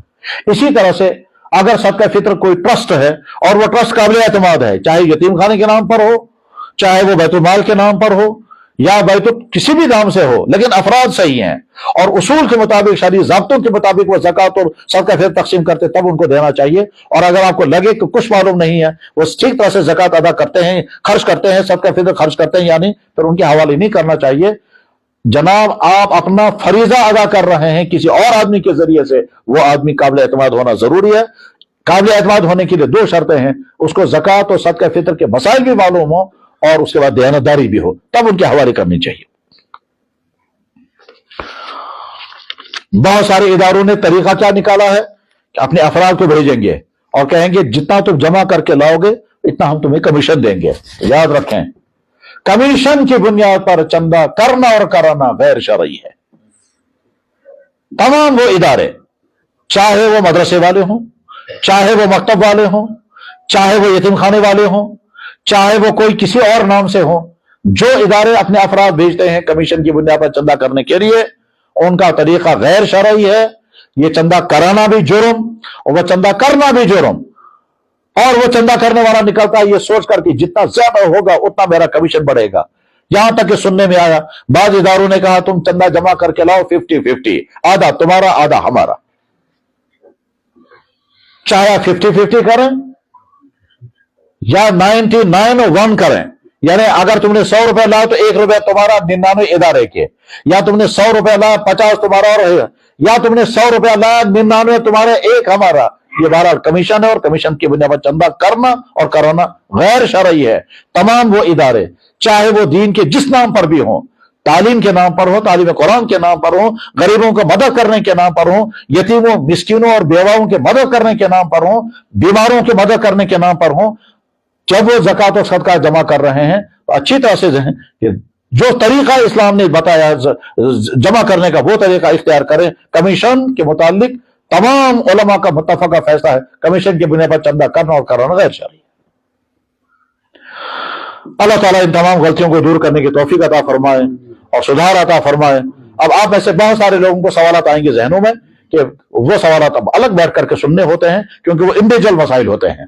جب آدمی ڈیٹیل میں جنرل بات سنتا ہے اس کے بعد ذاتی سوالات پیدا ہوتے ہیں، ذاتی سوال پوچھنے چاہیے کہ جناب میری ذاتی پوچھن یہ ہے، ٹھیک، میڈیکل کالج کی کلاس میں جنرل گفتگو ہوگی، اس کے بعد پھر کسی آدمی کے ذاتی کا کوئی سگا، میڈیکل کالج کا پروفیسر بیان کرے گا فیور کی کتنی قسمیں ہیں، اس نے سارا ڈیٹیل میں بیان کیا، فیور اس وجہ سے ہوگا، اس وجہ سے ہوگا، اس وجہ سے ہوگا، اور فیور ہونے کے بعد پھر یہ ہوگا، پھر پسینہ آئے گا، ٹھنڈا پسینہ آئے گا، گرم بدن ہوگا، یہ ہو گئے سارے ڈیٹیل بیان کرنے کے بعد اب کوئی آدمی اپنا انڈیویجول کیس لائے گا تو اس کو الگ بتانا ہوگا کہ جناب جب مجھے فیور ہوتا ہے، میرے پاؤں جلتے ہیں اور یہ ہوتا ہے اور فلاں ہوتا ہے، تو سارا انڈیویجول کیس ہوتا ہے۔ اسی طرح سے شریعت کے کسی عمومی حکم کی جب تفصیلات بیان ہوتی ہیں اس کے بعد سننے والوں کے ذہن میں سوالات پیدا ہو جاتے ہیں، خاص طور پر جو قانونی سوال ہیں، جو مسائل کے متعلق ہوتے ہیں، وہ سوالات الگ سے پوچھنے ہوتے ہیں، اور جب تک اطمینان نہ ہو جائے تب تک آدمی کو خاموش نہیں بیٹھنا چاہیے۔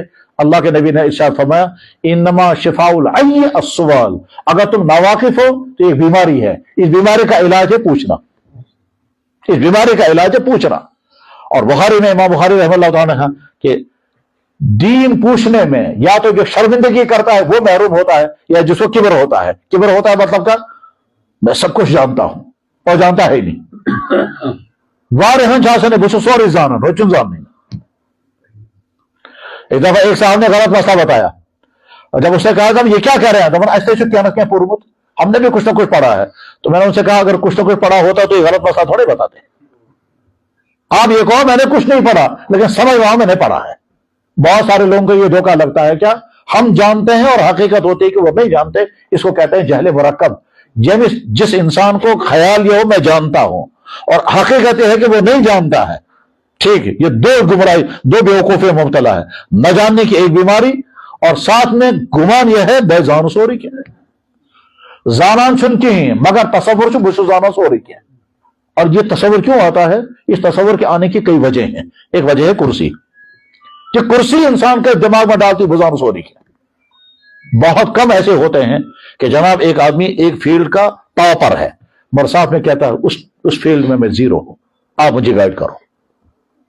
انسان کرتے یہی، اگر کوئی بہت بڑا سکالر ہوگا اور بیمار ہو جائے گا تو ڈاکٹر کے سامنے زیرو ہے، تو وہاں تو ڈاکٹر کے سامنے سر جھکا کے جناب جو آپ مجھے کہیں گے وہی مجھے کروں گا، کرنا بھی چاہیے۔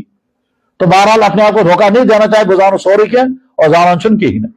عقل مندی اس میں ہے کہ جو نہیں جانتا ہے تو آدمی پوچھے، عقل مندی اس میں نہیں ہے کہ نہیں جانتا اور شرم کی وجہ سے پوچھنے کو بھی تیار نہیں، تو ساری زندگی اسی جہل میں انسان مبتلا رہتا ہے۔ وآخر دعوانا ان الحمد للہ رب العالمین برحمتک یا ارحم الراحمین۔